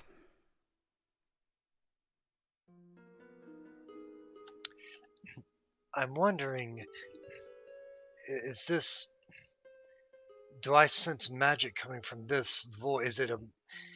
I'm not still sure. I'm not too close. I don't know if it's a magical darkness they're referring to. When he threw the No. rock in, did it just continue to fall, or did something like absorb it? You can't really tell. It is the darkness down there is just it's just really, really dark, like pitch black. I believe I may have an idea, actually. Okay. Does anyone have rope by any chance? Yes, it is a very important thing, especially when people can be mind controlled. So I carry rope. How many times have we used rope for that situation? Oh, a few times. I can remember one time in the middle of the dark woods. But that is another episode. Yep. Anyways. Yeah, learn not to use a slip knot. One that's not on YouTube, unfortunately. I wish it was. What was I gonna say? Oh yeah. So what my idea was is seeing how far we can take this bit of rope, and perhaps, well, we could measure the distance of this of where this leads.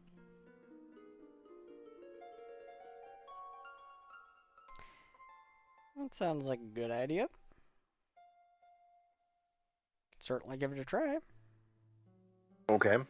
How long of rope do you have? I don't have any. I have 50 feet. Evelyn doesn't have any rope. I think Evelyn needs to hit up the shops when she gets back to town. Yep. Oh, Evelyn has most of her money is left over to use for rituals. And this is Those not. are expensive. It's not magic, so I can't like dispel the effect. It's energy, but it's not magic. Okay. I got 50 foot of rope. We just tie it in a way, just like someone.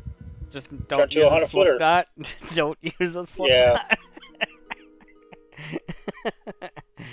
Yeah, no slip knots for us. Yeah, just tie it up in a way so it's like lock it. Kawhi raises her hand. I can make you a vine. But I wish to still remain an automaton. Is that possible? Ira does a face palm. She's like, I don't think that's what she meant. I would not put it past Kwai. Kwai is very powerful. It won't be an appetite, but it'll be a swinging ball. Kip, do you have any rope? I've not gotten to my inventory yet, so Crud, that one's immobile. I can't do anything with that. That'd be fine if I fell down there, but... Grr. Well, I do have 50-foot rope, so I'm going to tie mine of your rope up and make a 100-footer. I was actually scanning to see if the spell Fly was in any of the accepted lists. 'Cause that is a primal spell, but I don't think it is.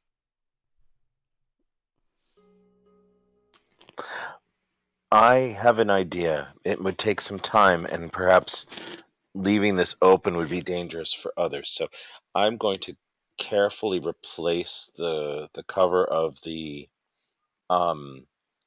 of the hole in the ground back onto its place again, sort of close the vault, as it were.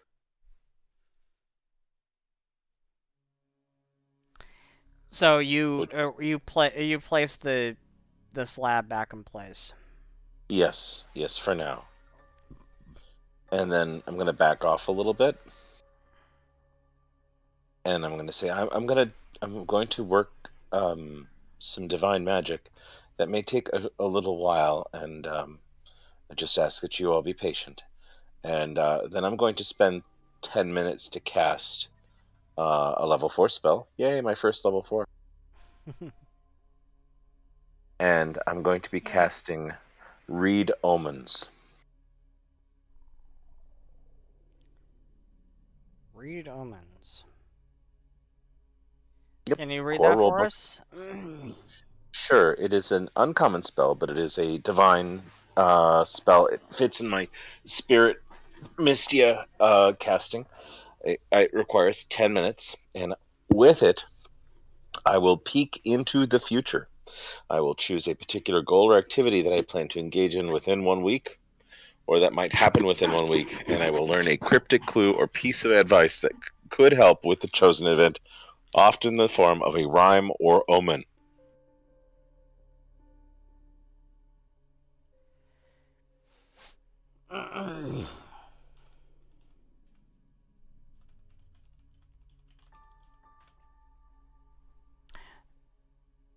So a rhyme or omen? Probably a rhyme because it's funny. Sure. Gives you a chance to break out all your rhymes, and finally be the rapper you've dreamed of. I am no rapper. I can rhyme Hey. with shit. You've With got that attitude. you've certainly got a way with words and devices, and you gave me a GED, so I know I trust you for that.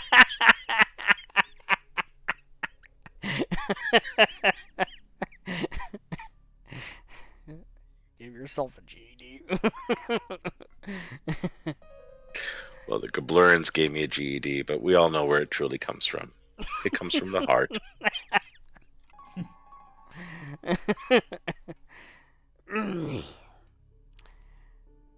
Well,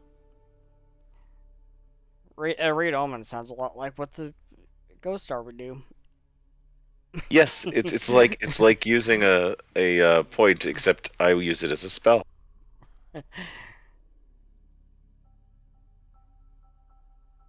Actually, could I actually use Ghost Star for that?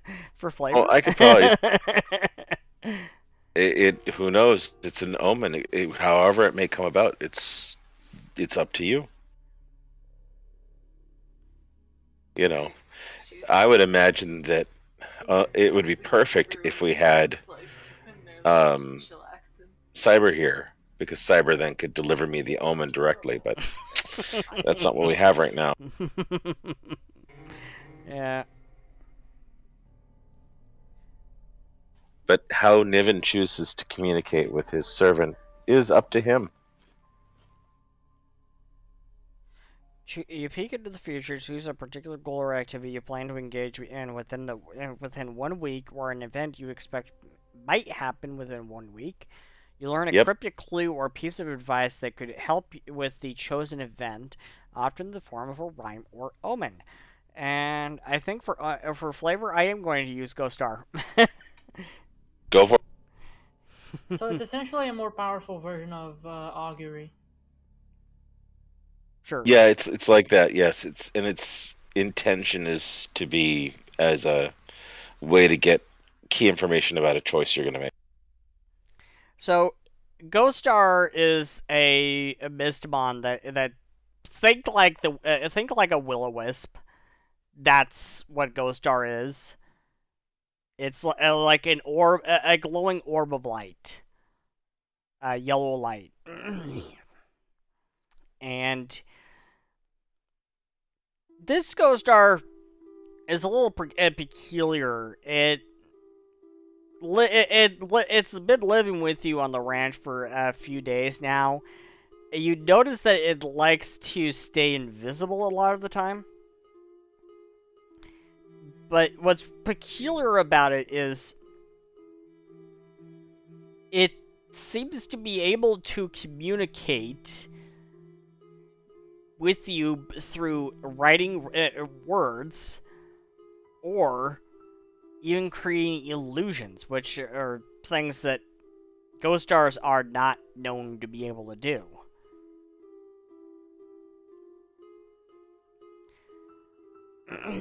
And The other group brought that back, correct? yes. So That's strange. So what particular goal or activity do you plan to engage in within 1 week? My goal would be to descend down into the depths of the underground structure and to explore for the source of both the smell and the strange energy. So I'm hoping that the omen will tell me what I can expect, or what specific issues there might be with doing that. So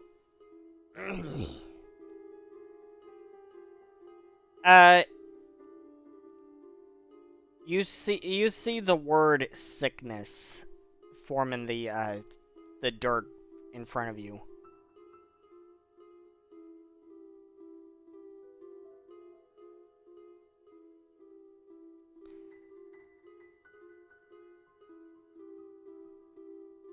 Hmm. But I suppose that's information we already knew. But it is Yeah, good to have a confirmation. it is curious though whether it's asking if I am down with the sickness or if I am simply going to get it by going down there, or if Well, the sickness is what I will discover. Well, I it's suppose- always going to be in the form of like something riddly, something Oh yeah, like a riddle or something. I'm not complaining. I'm just puzzling it through because that is Bifrost's nature to And it's definitely overread. this Ghost Star's nature to. Every time it communicates with you, it's communicating in riddles. Hmm.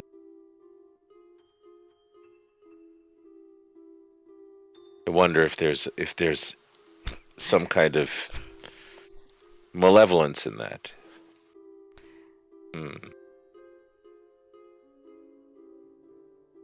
Well, I suppose that I suppose that if it's trying to assist us, then well, there should be no malevolence. But it's good to be careful. And Kip, do you have any thoughts? Not at the moment. Everything here is strange to me. It's strange to us sometimes too. To be fair. To be fair. Sometimes we are the ones creating the strangeness. Yes. Very much so. Very much so. And right now it's the ranch that's creating the strangeness. Oh, well, it might be somebody else that put it there. That's part of the thing.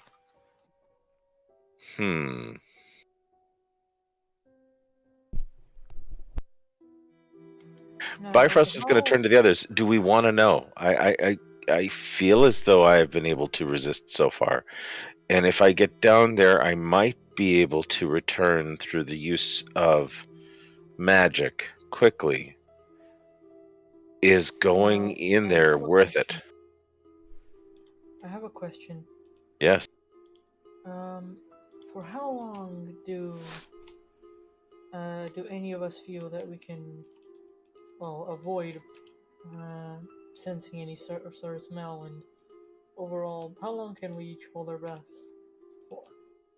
Because if we used my idea with the rope, then perhaps one of us could just try to inspect closer, but while simultaneously, um, you know, trying to not smell anything for as long as they're there,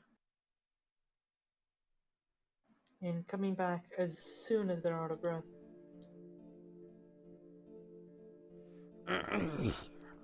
Well, Sea can definitely hold their. Well, Sea can breathe underwater.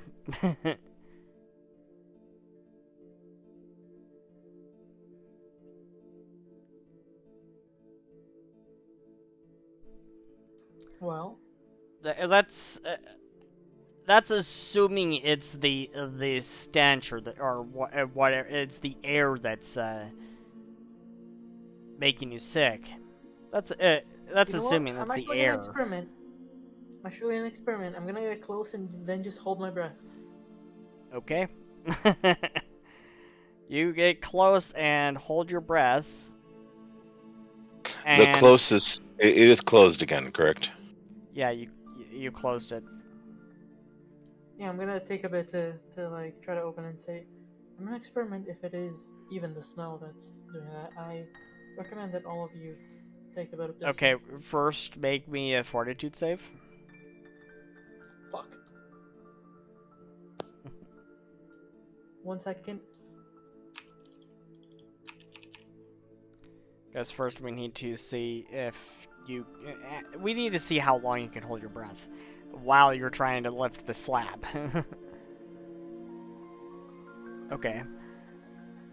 So about a minute or so, I would say. And make me an athletics check to lift the slab.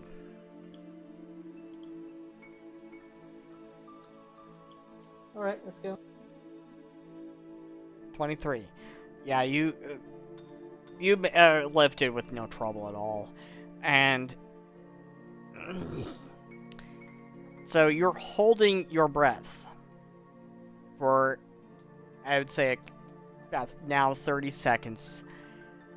Mm-hmm. And make me a fortitude save. Fuck. Okay, you're okay. You started to feel a little nauseous, but you held it back and held your ground. So you can determine it's not the air.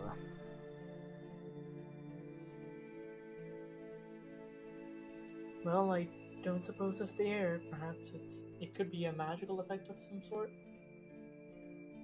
I have not been able to detect anything. Thank you for posting that, sometimes- Bifrost. You're welcome. I was just thinking it might apply. Magic is good at hiding itself. You never truly know. This is the reason why experimentation is so valuable. Yes. Yes, but you have to be careful not to risk too much with experimentation, correct? Indeed, this is the reason why often I try to keep you organics safe when possible. Sometimes they get themselves into trouble. This is true. And there is healing magic for that too. Well, learning the hard way could be your last lesson. yeah, indeed. I appreciate the gesture, but my only request is that my safety does not take priority over your own.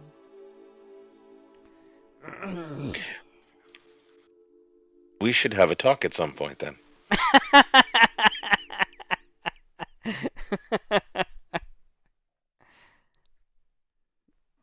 I suppose. So, it is not the air that is the problem, and you seem to be resisting the issue. However, the omen is that there's sickness below, which may explain the problem in the One land. second. Evelyn, are you still nearby to the hole? No, absolutely not. Okay, you backed away. Bifrost and Kip, are you anywhere near the hole? About that same distance, about 10, 15 feet away, just kind of watching. Sure. And Bifrost? I was where I was speaking from before, where I'd done my ritual for determining the next step. Alright, so you backed So, away. yes, I did. Okay. I believe that I could descend and could try to explore some, but that going in and going too far might be ill-advised. Maybe. There is a part of me that wishes to know more. It is hard to resist that pull. But I am worried that if there is sickness below, if I were to return with sickness, I would feel terrible for infecting you with it. I can cure some levels of sickness, but this is an energy I'm not familiar with, and I do not know whether it is advisable to put myself at risk for minimal learning.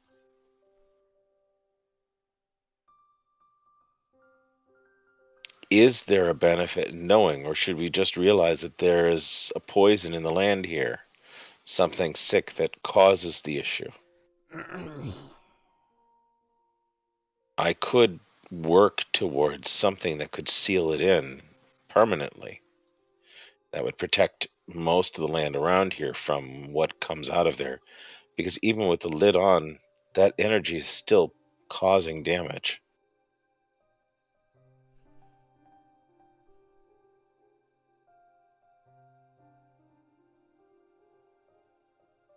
I do not know the answer.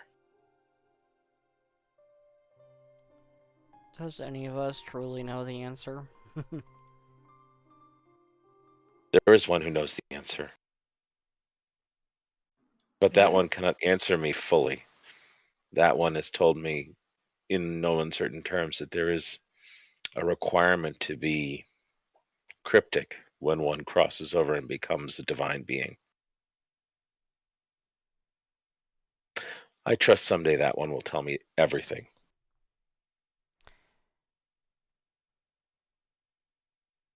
That one, of course, being Niven. Well, should we consecrate this place? See what happens? I can try. Perhaps the magic will hold. Maybe we should purge it. I do not know. I don't know whether this is purgeable, but we can attempt it.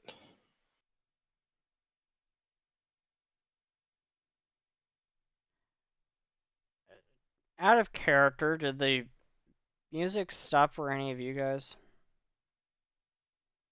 Maybe a couple seconds ago. I haven't heard music at all. I've heard music throughout most of this.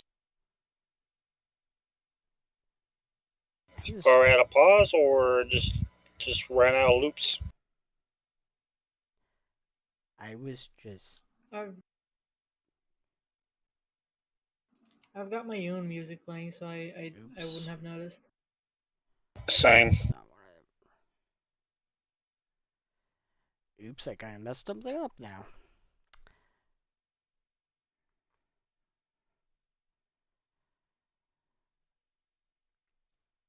I was bringing up NVIDIA Broadcast to try to change my background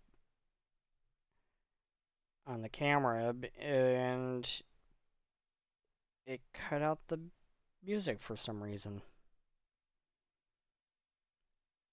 I'm not sure why.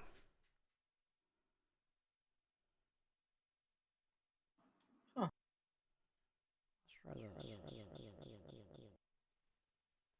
Does that Why am I hearing myself? Voice mods.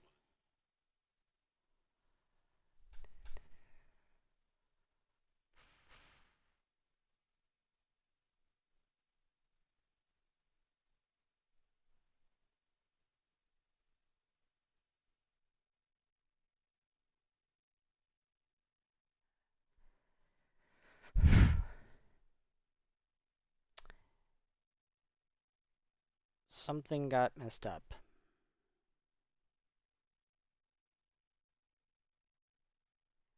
What the hell?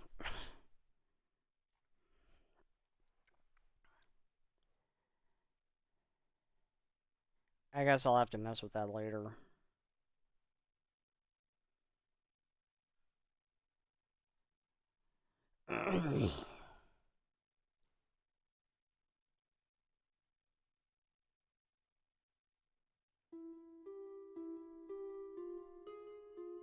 Okay, now I'm hearing something.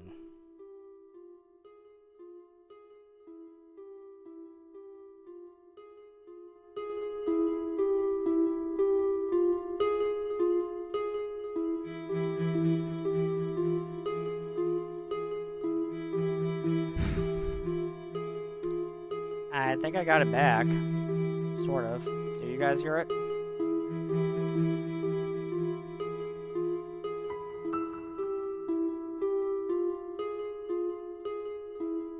Hello? What the hell?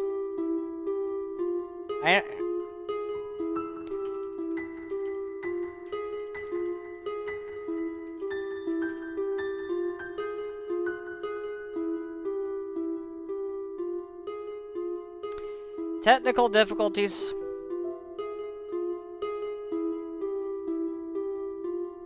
the fuck is wrong with this thing? Can you hear me now?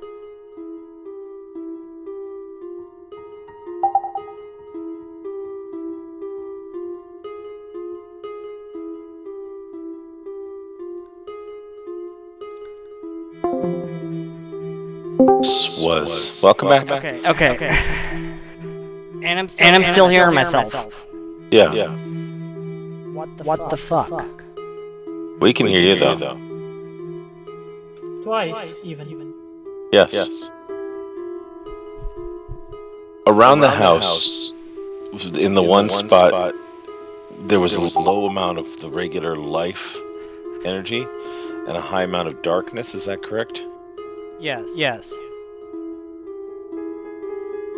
And what's around here is not necessarily darkness.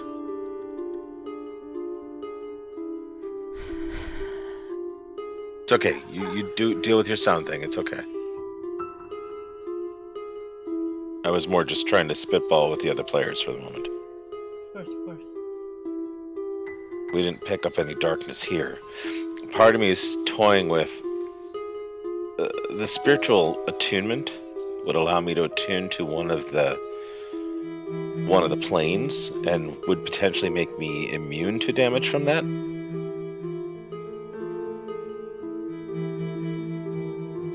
Connecting myself spiritually without transporting, I would gain alignment traits and it would protect me from energy of that alignment. If, for example, I attune myself to something darkness related, then theoretically I could travel there without being harmed. But we're not. Yeah, but I don't think we're dealing with that per se. And it only would last for a minute, so I'd have a minute to explore without any kind of negative impact, if that's what it is. If this energy isn't, again, as I. What the fuck? That You was may. trippy. That was so. Give me a second. That was kind of cool. Yeah. I like that. That was way cool. Okay. I just kicked. That sounds good. I just kicked Wally from the channel. I'm going to. Can you hear me? Oh yeah, just fine. Yep. Okay. All the weird effects I are gone. just kicked Koi from the channel. Let's see if I can fix it by adding her back. Yeah. If anything, we can just not have. I am sorry for the technical issues. I was trying to change the freaking background on my. I was trying to change the freaking background on my camera, and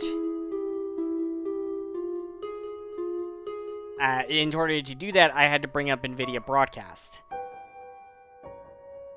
But for some reason, NVIDIA Broadcast wasn't in my tray. I had to actually launch it. I don't know why. And as soon as I did that, the music all went away. Oh. Here now. Hello? Hello? Can hear you. Okay. It's Now a little I can turn loud, but this we're down. good. I can turn this down now. So I had to kick Koi from the channel in order to reset things. Okay, I am sorry for the technical difficulties, everyone.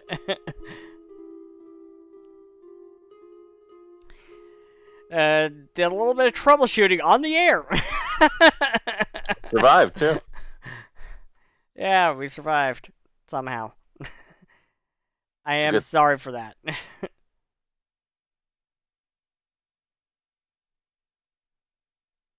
No, I think we did well. So, around the house, we saw that there was a low amount of radiant and positive Mystia, correct? Yes. In the one location, and that there was a high amount of dark Mystia. Shadow energy. Shadow. It was radiant energy on one part and shadow energy on another part. Okay. And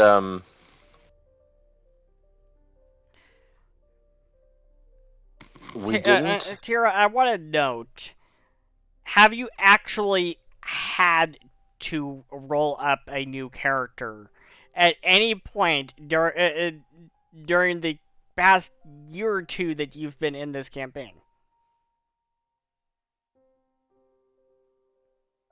Messing with you. Should know the better by now. So around here, when we looked, there was not almost a complete absence of life and positive Mystia around this tablet, around the stone that's sort of sealing things. But there isn't an increase in any other kind of Mystia, is that correct? The actual Mystia, everything else that you're detecting is just energy. The actual Mystia that you detect in certain areas is below the actual baseline of Mystia that you would normally detect in the environment. So none of this here is actually like actively anything. It's not like we have anything here that that would give an indication of a certain kind of Mystia that's causing this effect.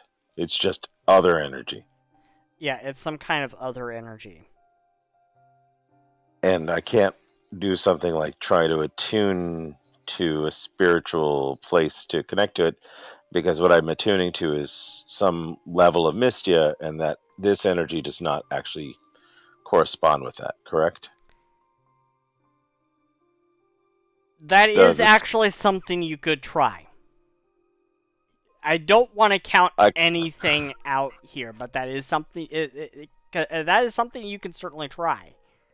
yeah, but I can only Don't try it don't so count often. don't count out any ideas or any experiments that you might try. Don't count anything out. Try anything.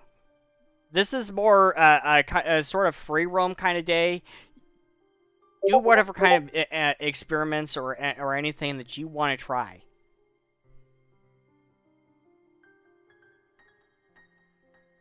Okay. But, okay, so the question is, and I pitched this to the others, I could try to do a spiritual attunement to see if I could enter down there to deal with what it is that's causing this, and discover what's happening. Do we think this is an effect that would be mirrored by, say, um, the Abyss or the Undergrave? I would try Uh, once more with detect magic to see if I could determine the school of magic that is emanating, the highest level school of magic emanating from the hole. I can try. The I can try and highest look that up. level school of Mystia that is emanating from not just the hole, but like anywhere around here, probably. And the highest level of school of any sort of Mystia that you're detecting here seems to be force. But I In certain wasn't able areas, to detect any force at the house, though, right? Right. that small plot of land was really saturated with shadow energy. That's not really missed yet, but in around the house, elsewhere around the house, you were detecting force Mystia. And Is the under in fact, I might note that the level of force Mystia that you find here is a little bit higher than you normally find in other places.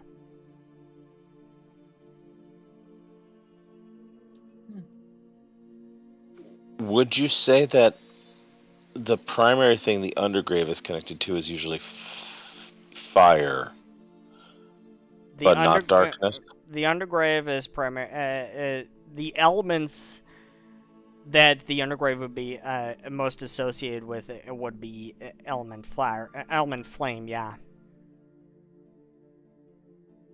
It doesn't have any like sub-elements or other Mystia that it associates with. It could be associated with darkness. But almost secondary. Whereas the Abyss is the darkness primarily, Yes. Yes. but it's not force related. No. Force would be much more like what, the flow? Yes. But the flow The is flow. all Mystia. The flow is all Mystia, and so the flow You know is what? all Mystia. It could be force. It could be primal. It could be divine. Bifrost might actually know more than I, the player, do about this. If he tried to tap into his understanding of the multiverse through his religious knowledge, that he might be able to give me a good direction. Correct? Sure. You can go ahead and try make me a religion check. You could make you could spend a story point. Yay! Spend a story point. 32. There you go. That's better. That's feel way much better about that. That is actually a very, very, very excellent roll. Not quite a critical success, but it is an excellent roll. So as you noted, the abyss is mostly aligned with darkness. It's actually mostly aligned with shadow energy, to be honest. The divine is mostly aligned with radiant energy, and the undergrave is mostly aligned with element flame or darkness. But there's one aspect about the flow that comes to mind. And it's something that does come up quite often in religious texts. And that's the fact that because Mystia exists in all things. Like I said before, like I said earlier, it exists in all things. It exists in the trees, the soil, the rocks. It exists in everything. Between myself, but the tree, how does the rock. Yeah, but how does it get there? How does it get there? It comes up this hole. No. No. How Mystia gets throughout the environment is basically sort of like how blood circulates through your body. Through veins. And those types of veins exist throughout the world. They're called flow lines. Okay. Think of them kind of like ley lines. Now you may see where I'm going with this. Okay, so need to put this world on a diet. There we go. Not Yeah, quite. so blood flow, because it can have like blood plaque and all that stuff. Cholesterol. Not quite. What I was really getting at is in different areas around the world, the flow lines can actually cross. And we all know we're not supposed to cross the streams. Yes. Unless Okay. you're sword fighting. Oh, that's acceptable then.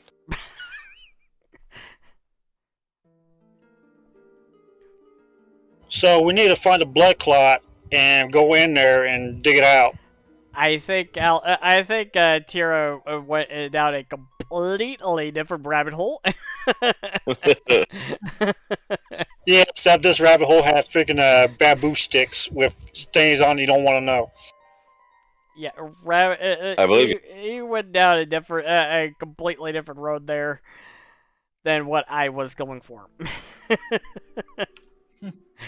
Well, it was a simple analogy, so. Okay, so A simple analogy, you took it literally. flow lines happen all throughout the world. Yes. And Flow lines are scattered, are all over the world, and basically, if you like brought up a map, in fact, flow lines did actually come up in Niven's texts, and this is kind of sort of where what drew you in that direction. It came up very recently in Niven's texts, and in Niven's texts, you read that there was an incident that he was very involved with. You might already know this incident, the War of the Dragon Lords, when all 10 of the Dragon Lords were drawn to one area in the Quartica Islands. That area was Maona. Coincidentally, the same island where Kuoi was first met. Or maybe not coincidentally. And Koi's been secretly behind this all the time. I don't suppose we'll be jumping to conclusions this soon. No. I'm joking as a silly person, not Bifrost. Bifrost doesn't think that way. yes. Of course, of course. Of course. So what brought that up in Niven's text was there is one particular area in Moona where the lines cross, and it's called a crossroads. And that area happens to be a pond or a lake in the northern part of Moona. Now, bring up a map. If you bring up a map and actually go ahead and bring up the world map in another window. If you bring Scary up enough, I had one. If you bring up the map, in fact, I'm actually going to show this in our mini map here. So here are the Quatra Islands. Moona is this bigger island right here in the middle that has the mountain range. And if you go across, I went a little too far down. You went way far across. So if you go across it from there, if you go across like diagonally from there, it hits directly the ranch. So you can actually draw a direct diagonal line directly from there to the ranch.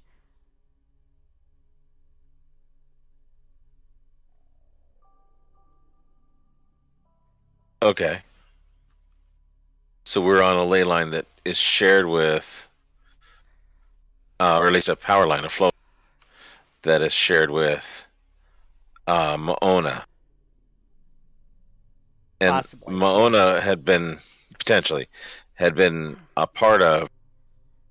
Moona was sitting on is sitting on a crossroads, and what was really interesting about that one, this is really a different story than this one. What was interesting about that one was when there was a particular solar event. I forget what that solar event was. But when there was a particular solar event, the reaction from that crossroads in Moona kind of went sky high. And there was like a geyser of energy there. I'd have to actually go back to the adventure. I have backups of everything. I'd have to go back and look at it. So if I were to use spiritual attunement to attune to the flow, I might be able to you be could protected do that from the energy. Yeah, you could do that, and there's actually something you could do in regards of with ley lines. You read Secrets of Magic, didn't you? Yeah, but it's not in my brain right now. But I have it, actually. There is a section about ley lines in there. Okay, well then I think this is going to force Bifrost to say that this is not the time to return, but I'm going to need to do some research and go back and then review that information so at some point in the future we can return here and try and clear it. Because I don't think it, as much as I could look it up in the next 10 or 15 minutes and then have that knowledge now, that wouldn't logically make sense without Bifrost doing research first. Sure. So I suppose you're correct. yeah, as much as I would wish that I could. Yeah, that's one of those things where I think we can come back at a certain point. There's some things that I think might be helpful, and I might be able to use that to at least traverse this place and then see what's down there, and hopefully perhaps end some part of the curse that is on our land, and perhaps it'll help us figure out what was going on here. Who knows what the Ashen Man had to do with any of that? Yeah, who knows? Maybe this ranch sits on another crossroads. Makes sense, and what the crossroads is will be important for us to know as well. Yeah. Okay, so that is going to require some looking into. I'm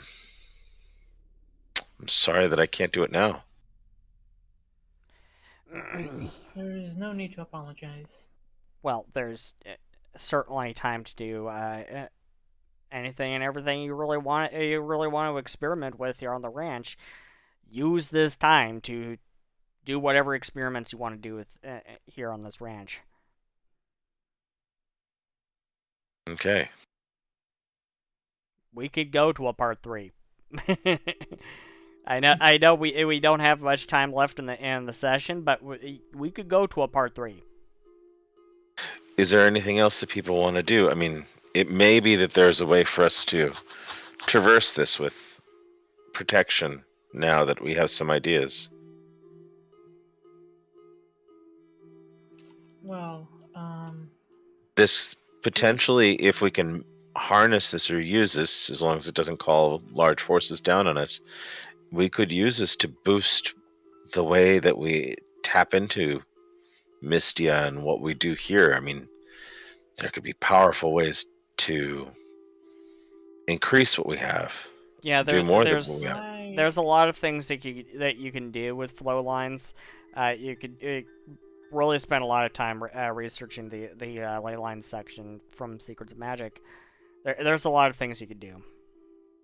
For all we know, this is the reason why the ranch was haunted. I actually have an idea myself. Could be.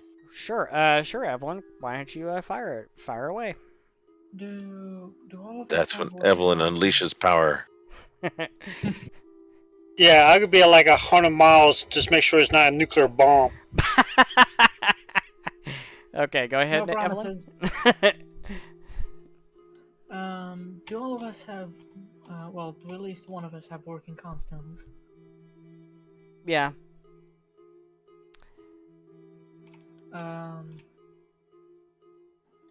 Because, well, if we do, I could go to a library and, well, communicate and try to research any questions that all of you may have and act as an informant of sorts for now.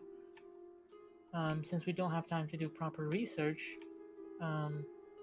it could be worth having one of us take the time to do, at least, well, take the time to do so while the others are on the mission and try to answer any questions that they might have.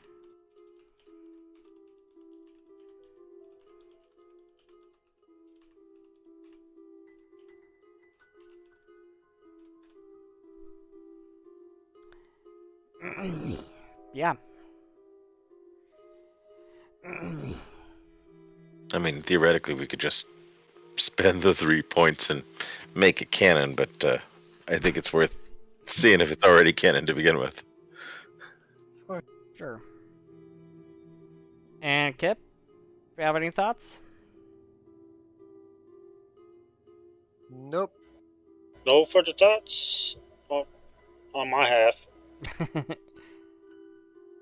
Any further thoughts? What was I gonna say again? Forgot. Something brilliant. You were going to break it all open. But, yeah. I could, try and grab a few books on the subject and see if I could do any further investigation while I relay the info to you via a comstone. Yeah, no luck. If we go in there, we probably find a big old red button, reset button, red button. So, So if that's I was all very good, tempted to go down in there, but I was thinking to myself, that could be so much. Could be a stupid idea. What would happen if I attuned to the flow, though? What would that do to me? Because that's a different. It's like tuning to the astral sea. That's a very unusual thing, you know. Mm-hmm. Yeah. Maybe you should look more into this flow lines. Oh yes, yeah, no, I'm Connection. looking it up. Look more Yeah, I more into prefer- that before you start meddling with attunement. Yeah, no, I'm gonna when we go back to the ranch, I'm going to show Kip the library, which is full of all sorts of interesting books. Yeah, yeah. You make it back. Many To of an the, occult you make it nature. back to the ranch in about an hour or so, and you're back at the main house, and you go upstairs and show him the library, and when you open the door, you actually notice there are potted flowers in different places all over the place in this library. Yay, Kwai's been here. She said, like it? I appreciate everything you do for us. Yay!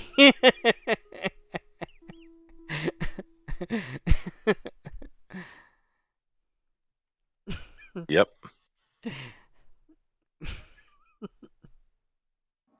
Now, I would certainly not recommend you you go and attune yourself at the moment with Yeah, certainly. Do a because little more research on these things. from my experience, meddling with things you don't know fully about can lead to disastrous results. Certainly, and Evelyn points to her blindfolds. yeah, yes, most certainly. You want to do all the I- research you can and investigate as much as you can. There's certainly time for more experiments later. But Evelyn, you were told something about by a saber tooth. Do you ever bring that I up? was. Yeah, do you ever bring that up? What was I done? I don't remember. Let me. Don't dig. Yeah. You were told whatever you do, do not dig. Though I do remember one thing. I apologize if this info is being relayed a bit late. I ended up getting distracted with the rest of the investigation myself. However, the person who led me here, they seem to be insistent on whatever, and I quote, whatever you do, don't dig, or something of that sort. I think that's a little late for that. Well, you took a stone slab off from over a hole. Right. That's not the same Not as actually exactly digging. yet. Yeah, that's not the same as And I actually mean- digging. Kwai No, did that's some true. digging as well to try and set up a little garden, but I don't think that was what they That's, meant either. That's not what they meant either, and that's not what Koi actually does. She grows flowers magically.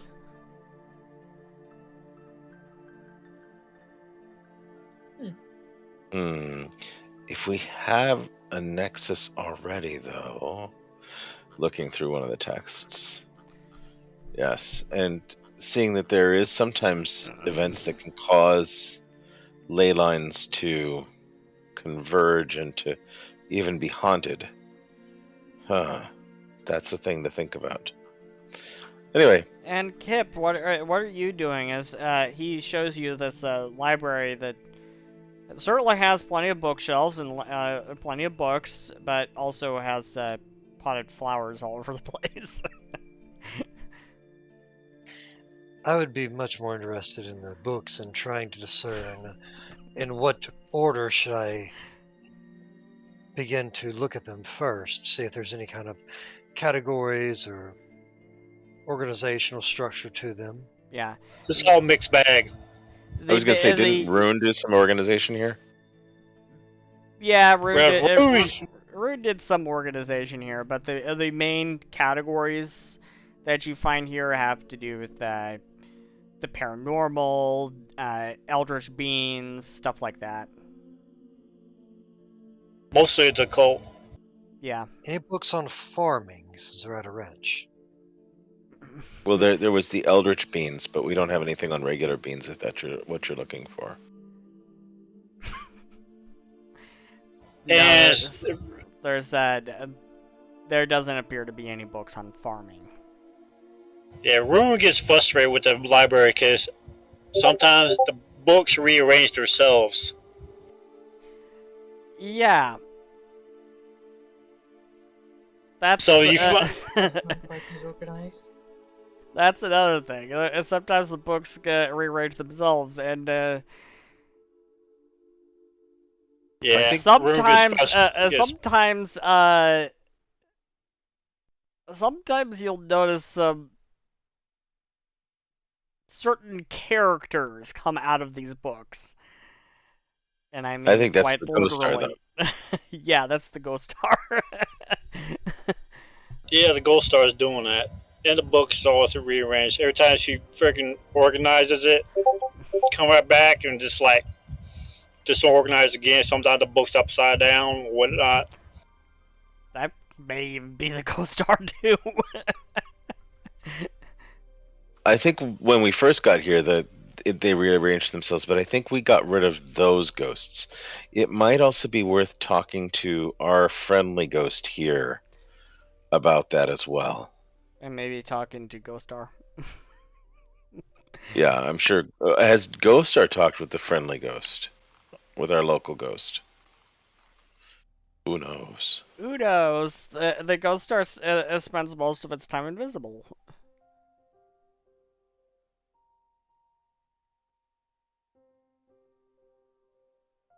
And have we seen our Evelyn has seen the local ghost, right? But has anyone else seen? Well, no, you didn't see. You sensed the local ghost.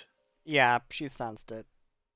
She sensed him, and she saw enough of him to point him out in that photograph. Oh, that. But I really, actually, you know what? Before we're done, there is one other thing I do want to do. Sure. I picked this up when we recently trained because I want to be able to do this. I am going to go and look for the one ghost that stayed, the one ghost that's not being driven away by my wards, and The I friendly need ghost? to talk our friendly ghost. I need to talk with the friendly ghost. I have consult the spirits, which is a new feat for me.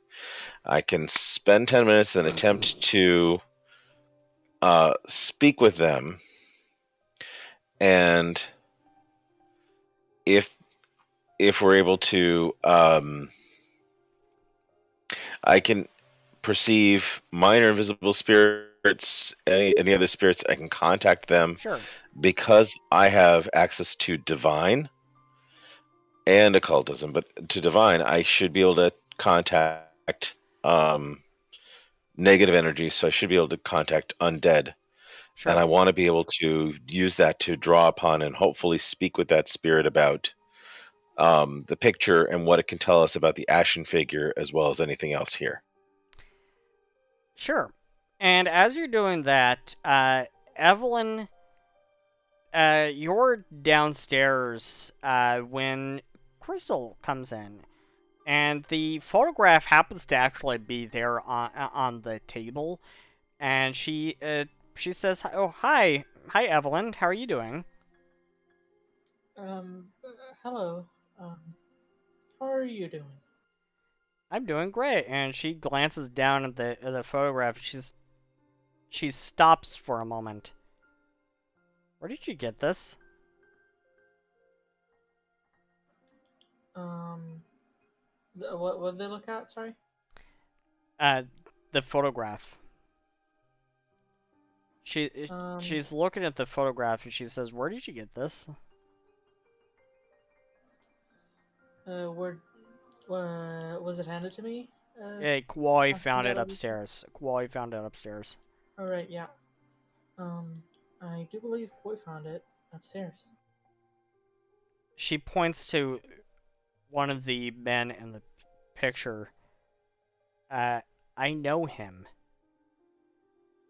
And it's a taller man, and he has a start of a mustache and a start of a beard.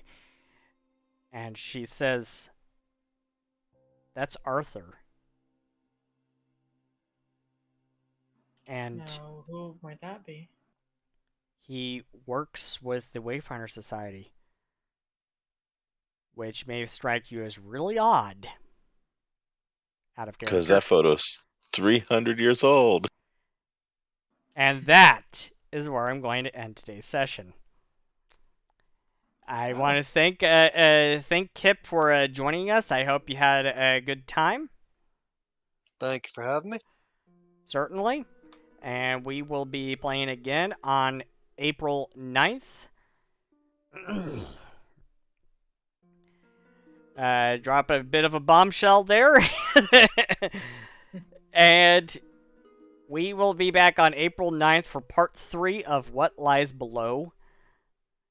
And Tuesday will be part 2 of The Perfect Storm on April 5th. So I will see everyone in 2 weeks.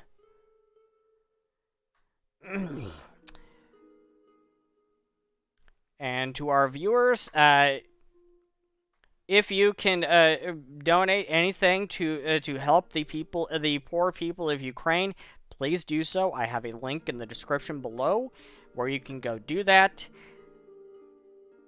And thank you to everyone who has already given for the Humble Bundle or anything or any of the other charities that are currently running.